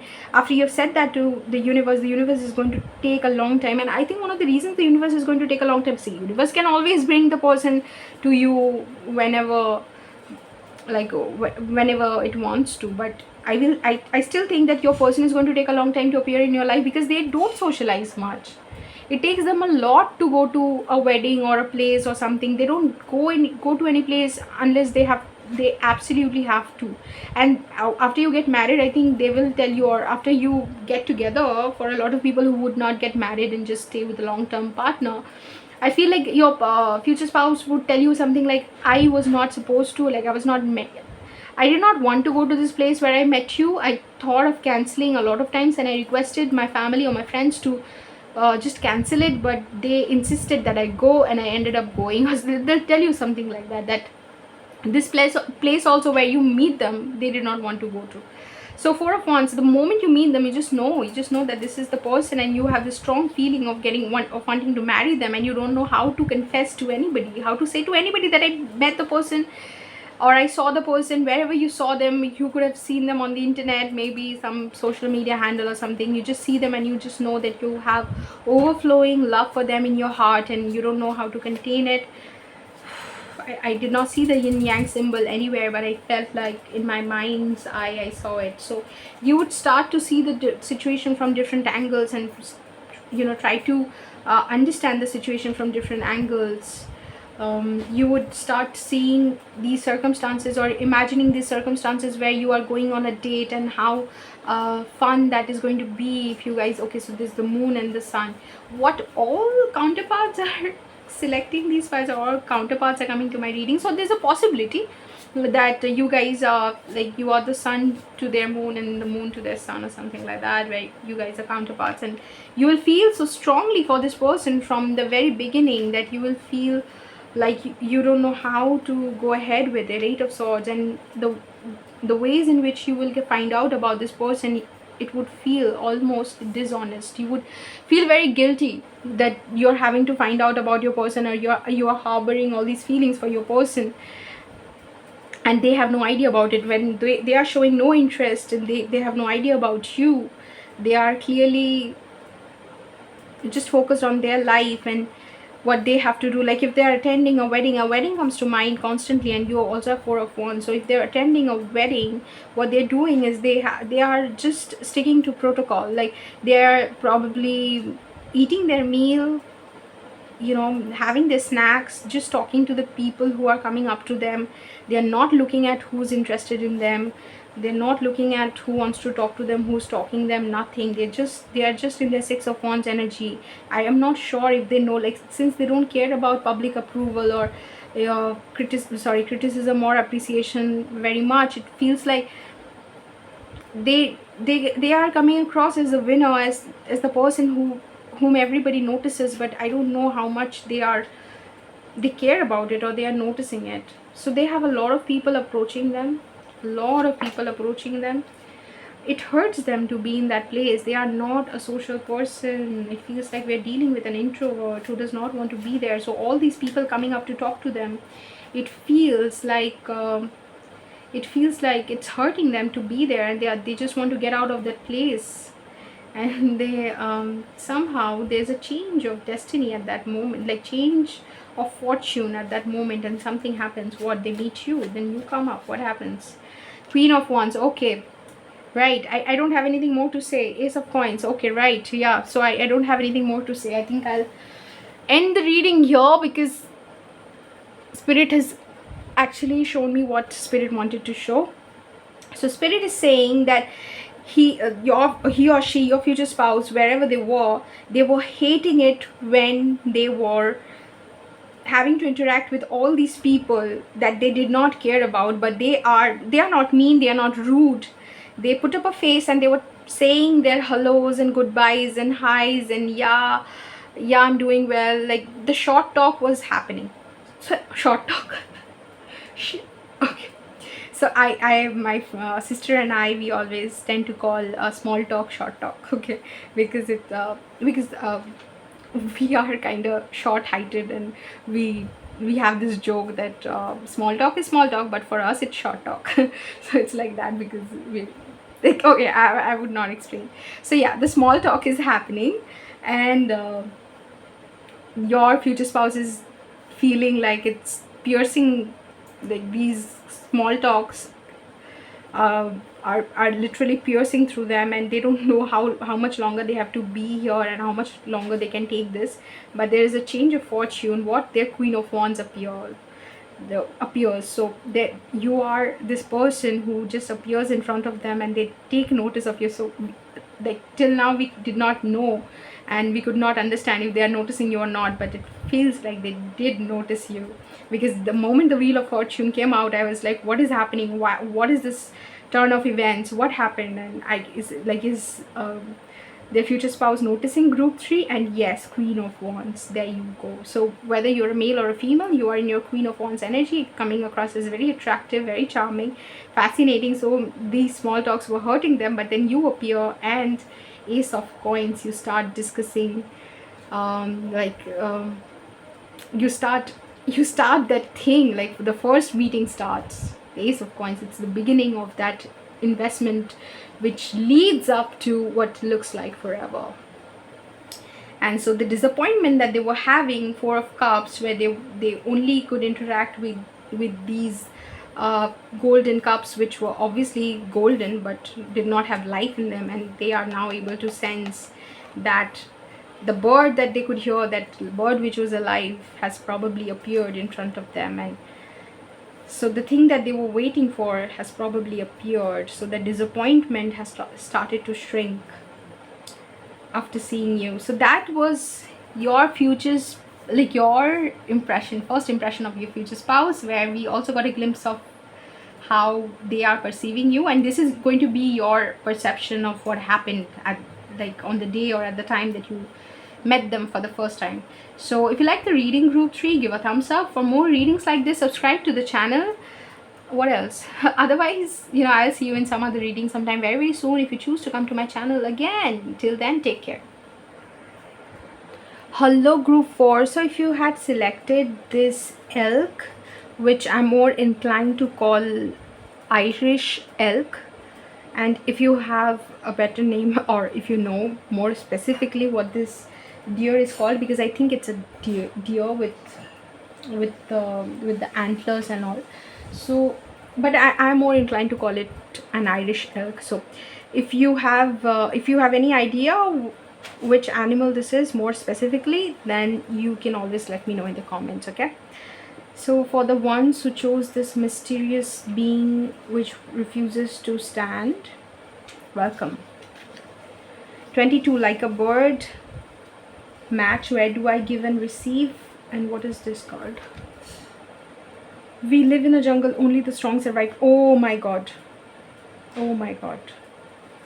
Okay. Because this animal also talks a lot about, like, if you look into its spiritual meaning, the spiritual meaning of elk, that is exactly what I'm basing this reading on. Considering this to be an elk, then you should just look it up, and it basically says that since they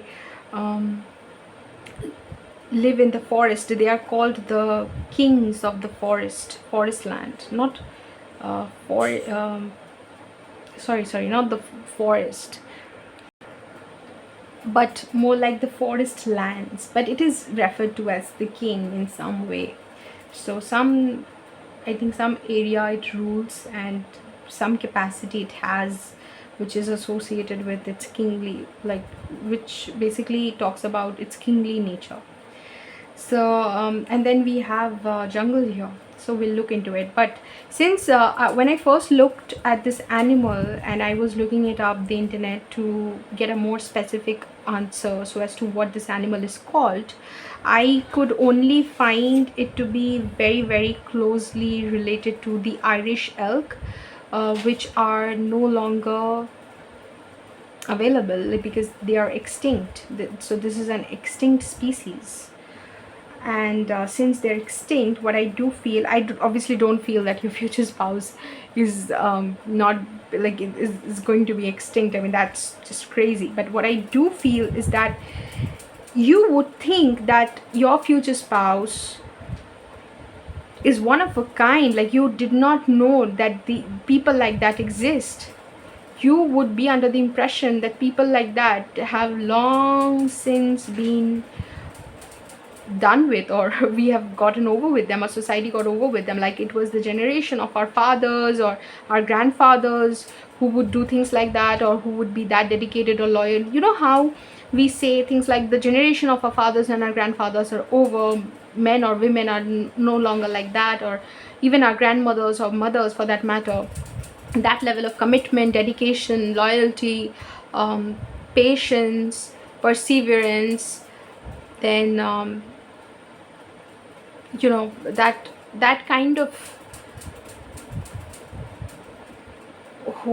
okay, I think I've said it all.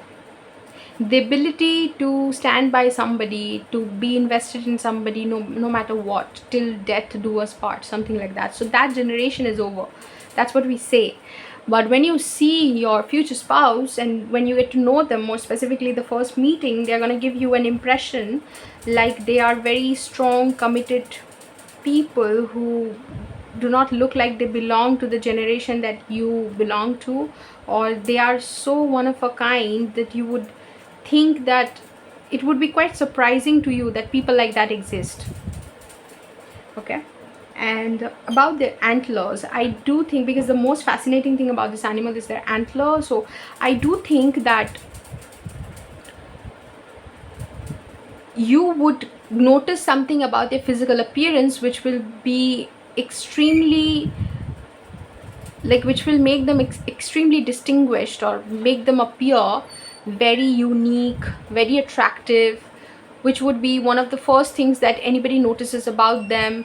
It could be a dimple that they have, it could be the way they smile, the way they talk, some physical feature that they have which may not be that common to notice. Like it could be their eye color, hairstyle, something very very specific and uncommon and unique, okay, which would be the first thing that you notice about them. Again, it makes them quite attractive. It's something that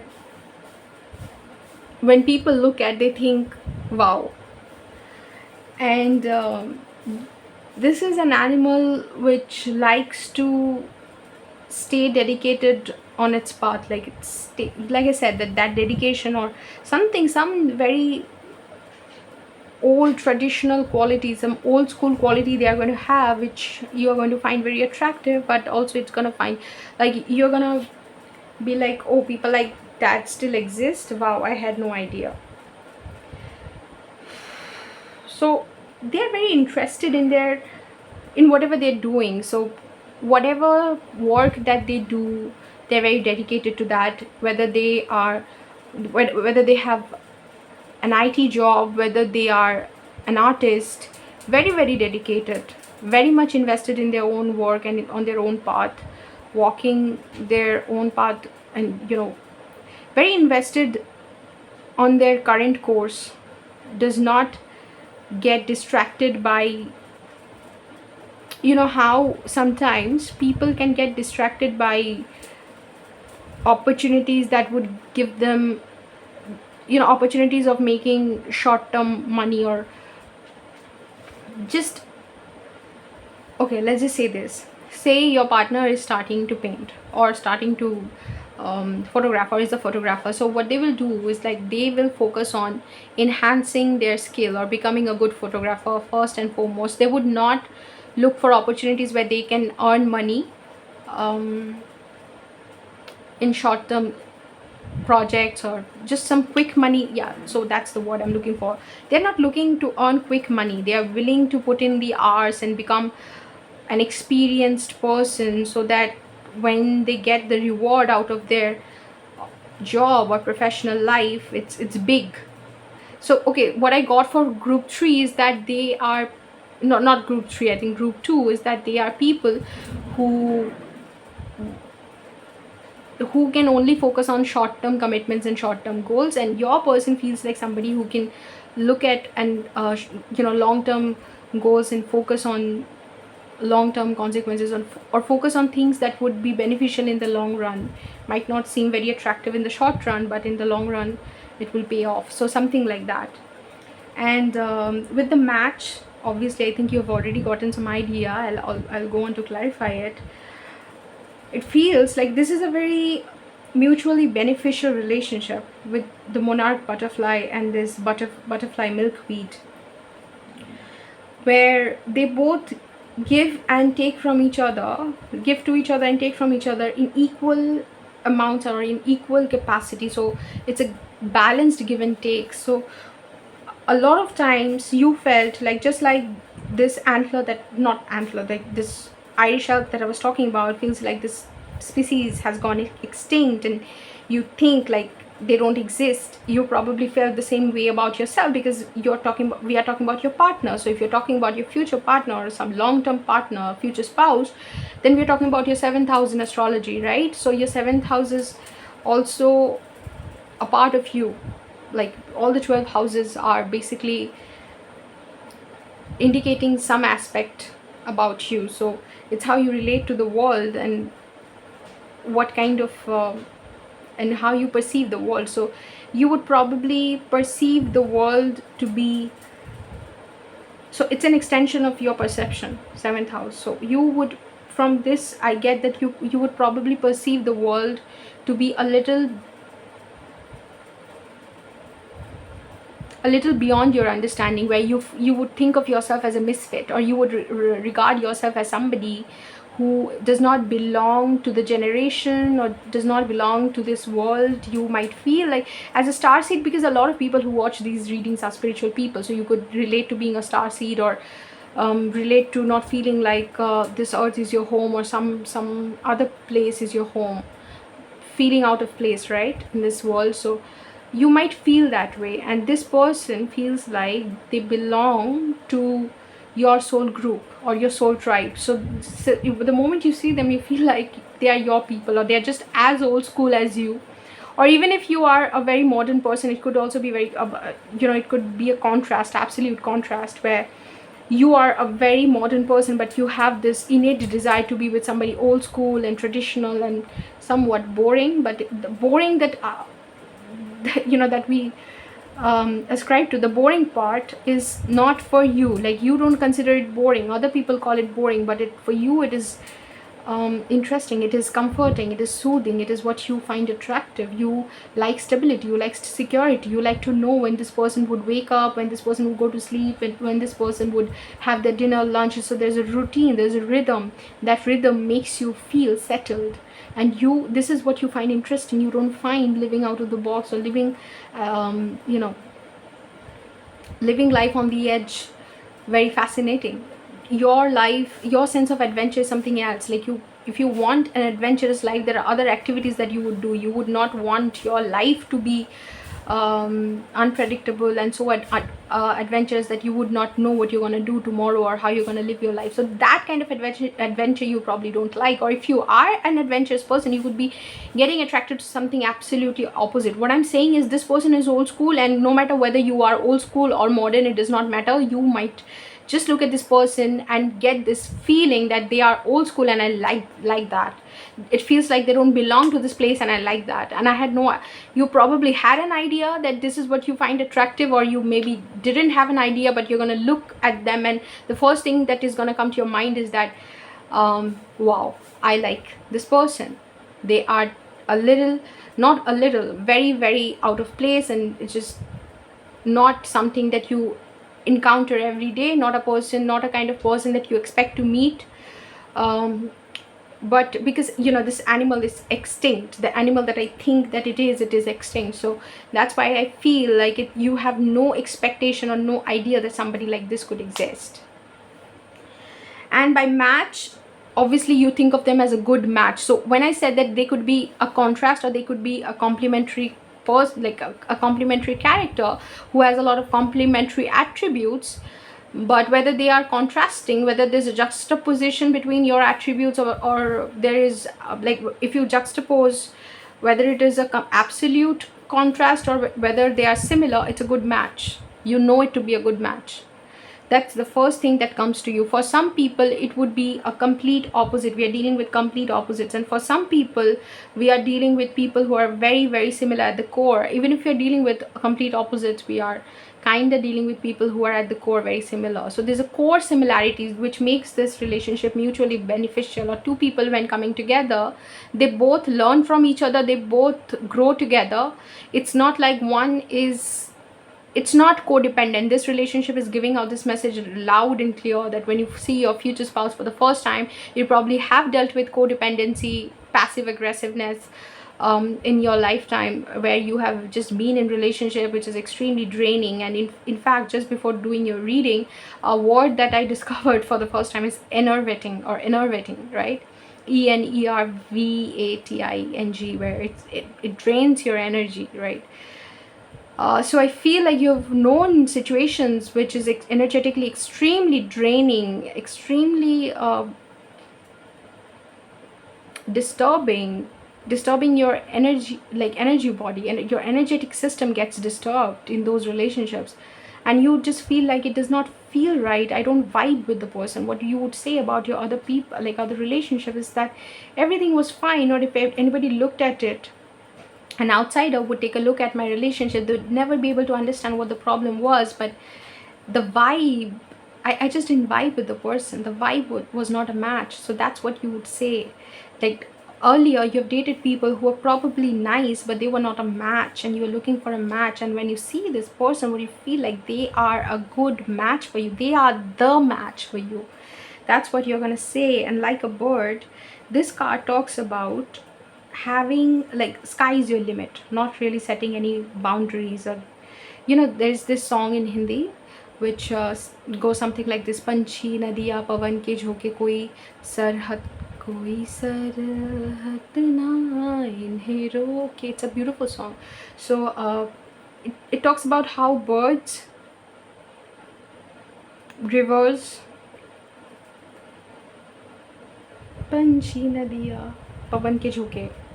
And wind is not, like, these things are not stopped by any borders, nothing, like no roads can stop them, they can go wherever they want to. So it talks about not setting any limitations for yourself and knowing that you have unlimited potential, or knowing the limitlessness of your potential, or of your capacities, that you can do whatever you want. And this card talks about feeling the wind, the breath of wind beneath your wings. So I feel like when you meet this person, you are just discovering the many ways in which you can reconstruct and remodel your life to live the life of your dreams. Either you're thinking about it, or you are meeting this person and you are starting to, like, after you come across this person, you get this very idea that you want to live a very different life from what you have known that you want to do. Like, whatever you thought that you want to do in your life is up for a toss, because every way in which you limited yourself, you are going to be able to, destroy those limitations, those boundaries will collapse in front of you, will collapse on your shoulders, because you will understand that there is some way in which you had restricted yourself. And the thing is, you or you felt restricted. You were a wild spirit, but you were not allowed to be wild. Okay, so I was talking, I get this. So the reference that I'm getting in my head is that of a friend who felt very restricted and very limited in her capacities when she was living here, but she moved to another place where she felt like her potential, her capacity, her who she is, her sense of self developed there. So she had more freedom to be who she is. So you are a wild spirit who the society wanted to tame in some capacity, or the people around you wanted to tame in some capacity, and you internalized a lot of their inhibitions, a lot of their fears, and you forgot who you are. But that anger in you was always present, that you are not being able to just be the free bird that you are. And when you meet your future spouse, you just feel like you have found, and it could be a little triggering, by the way, because you see, we have two plants here. One looks like this and one looks like this.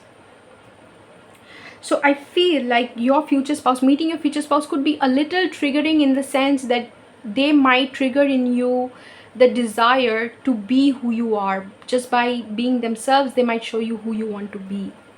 And you, in that sense, might feel like, I have met my match. I have met the person that I want to be with. Get it? Group 4.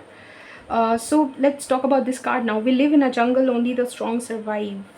So right, this is the distortion that you're dealing with, and the actual way, the better, like the more aligned or more balanced way of looking at it is, I can be strong and successful and at the same time have colleagues and collaborators.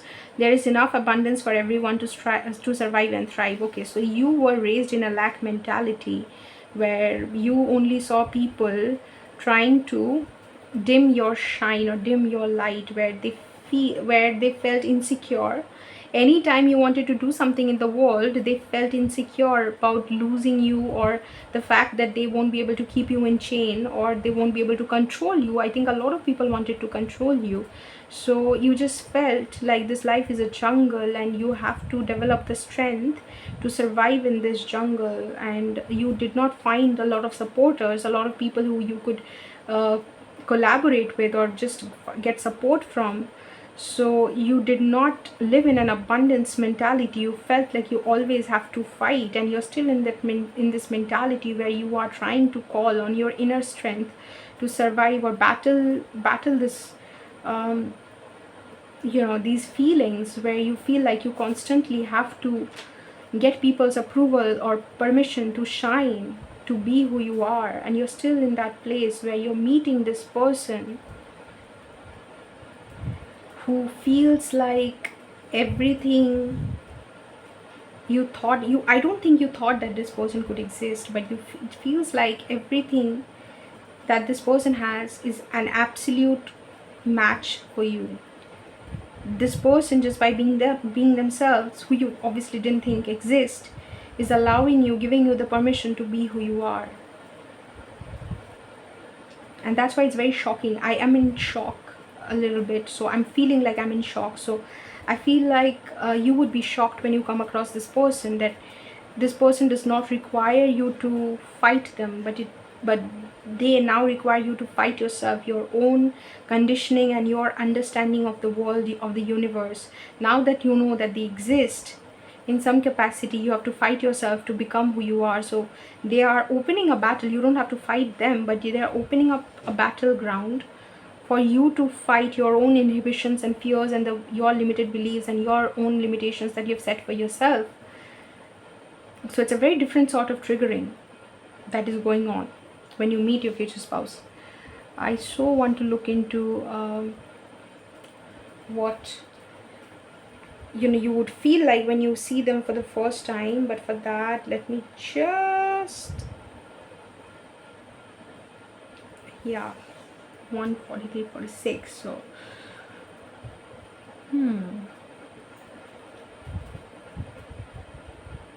I feel like you could meet them. There's a possibility that your first impression is not meeting them directly. It's not meeting them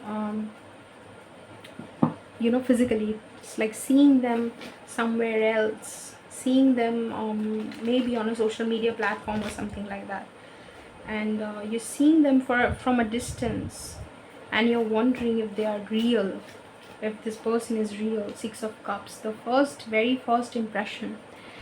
You know them and they are the one. You know them and they are the one. This is your very first impression of them. Like you've always loved them. Queen of Cups. So your heart is overflowing with love for them. You cannot control. And you feel like this love is reciprocated. Okay, justice, injustice. You're reminded of the many ways in which you did not get justice from the world. And you feel like this person probably had to deal with their own share of injustice, or something happened in their life where they had to battle injustice, and that is what made them who they are. But they wear their scars like badges of honor or something like that. Yeah.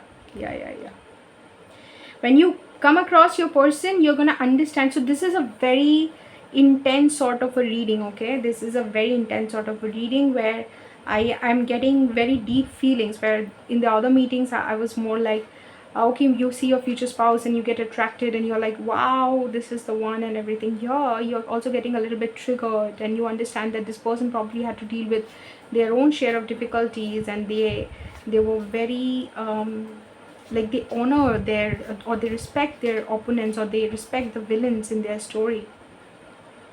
They respect the villains in their story, and they honor the circumstances which made them who they are. And yet you feel like you have not integrated your shadow. You have not done your shadow work. That is what they are triggering. Your future spouse has done their shadow work. And you are reminded of the many ways you have been hurt, which has in some capacity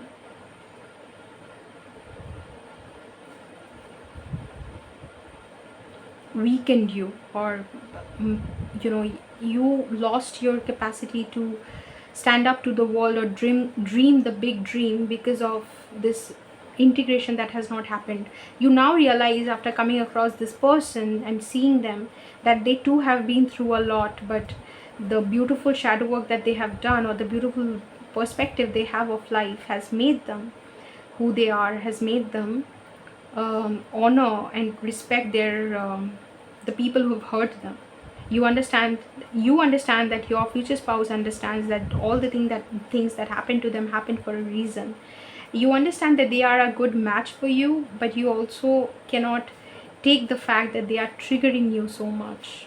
And you understand that you understand that they are the match, but in order to be the one for them, there is some work that needs to happen. They might be in a relationship with somebody else when they come across you. So there may be somebody that they look very attractive, but they're probably with somebody else, and that attractive thing that thing that wow, when you see and you feel that, you're probably seeing them partnered with somebody else, and you feel like you're the Queen of Cups and there's a Queen of Wands in their life, and you feel like they are only looking at Queen of Wands and they are not looking at you. You feel like you cannot reach them. They are the match for you, but you cannot reach them. You have this immense love for them, and there's no way you can show it. You will just be a fan to them. Seven of Wands. Your first impression is that you have to fight a battle in order to get to them, and this battle that you have to fight is with your inner self, is with who you are. It is with your conditioning, with your mind, the devil in your head, which keeps whispering limited thoughts and limited ideas into your ears. Okay, yeah. And you want to rest, you want to get away from this place, and you want to rest, and you want to, you are gasping for breath at this moment, because you need to catch your breath. You feel breathless when you meet this person. It's so triggering. You understand that this person, yeah, you want to go into your hermit mode and just do your inner work, and start your shadow work when you meet them for the first time, because there's a lot that your future spouse is triggering within you. So good that we're talking about your future spouse. You now know that your future spouse is like, first of all, exist, and this person that you go on to meet and feel like, oh my god, who are they? Did they exist? I had no idea. How can a person be so old school and so, like, I felt like people like this do not exist. I felt like I am one of a kind. And I don't think, even in thinking of yourself as one of a kind, you loved yourself. So self-love is missing, and the only way to reach them is making peace with yourself, doing your shadow work and integrating your shadow. Otherwise you will keep treating the symptoms without treating the disease, without treating the core problem. You're treating the peripheral issues, and that's not going to solve it. You have to bring to light the things that have happened to you, and start working on your trauma, things that you have kept close to your chest, that you have not discussed, that you're afraid of discussing. Now you have to not only resolve, but you will have to one day, you realize now that you will have to one day address all of these things publicly. You are going to help people, like help others solve what you are now solving within yourself, solving for yourself. And all these things your future spouse is triggering in the first meeting yourself.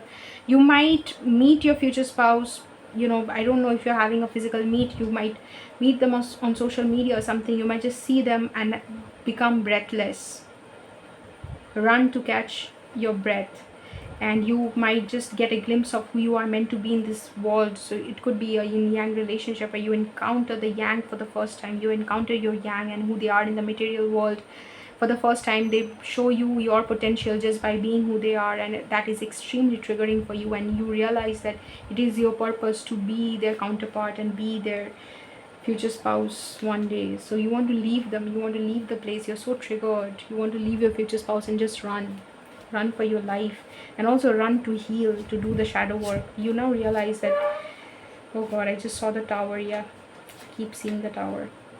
You'll be so confused what to do. Your spiritual awakening will be triggered by your future spouse. You'll be so confused, my god. And you will be asked to come into your abundance, the abundant self. You will be asked to stand in your power. Five of Swords. Yeah, they will trigger your first impression of your future spouse is very, very intense. They are triggering your spiritual awakening. They are triggering your shadow self, the things that you have not worked on, the trauma that you have not worked on, the fact that you have wounds, or you have problematic or prejudiced beliefs about yourself. You don't like yourself. There are parts of, like, you don't, if I could at this point when you're meeting your future spouse, if I asked you, could you tell me 3 things that you like about yourself, you probably would not be able to tell me even one.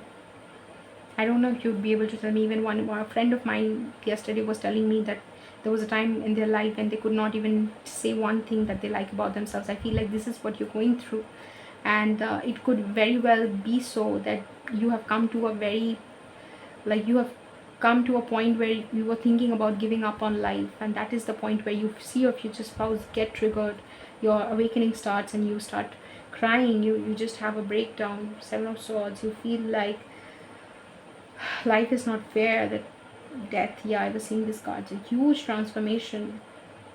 You feel like you've been tricked and you've been lied to, that you did not know that this person exists and this was your life.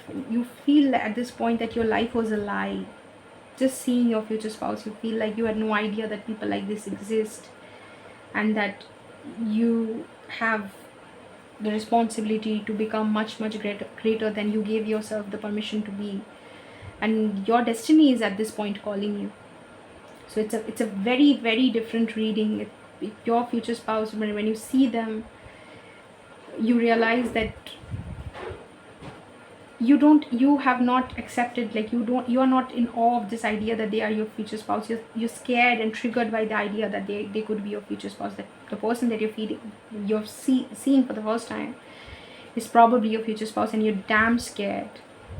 You're running for your life because you don't like yourself. So if you don't like yourself, the qualities that they mirror, the match that you see, that they are the match, the fact that you've understood that is triggering, and now you're scared that now I have to become them, like become as great as them, because they are the match, they are my match. I have to match them at some level. That is very triggering, and you run. Okay, so that was the reading for you, group 4.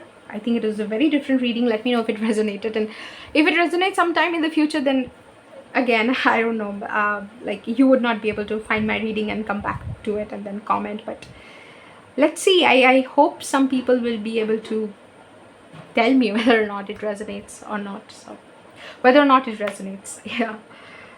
Okay, so I'm a little buzzed after your reading, and very rightly so, because you see the cards and you see the reading that came through. Anyway, group 4, if you like the reading, give a thumbs up. For more reading like this and to follow the Future Spouse series, subscribe to the channel. Otherwise, I'll see you in another reading sometime very soon, if you choose to come back to my channel again. So till then, take care.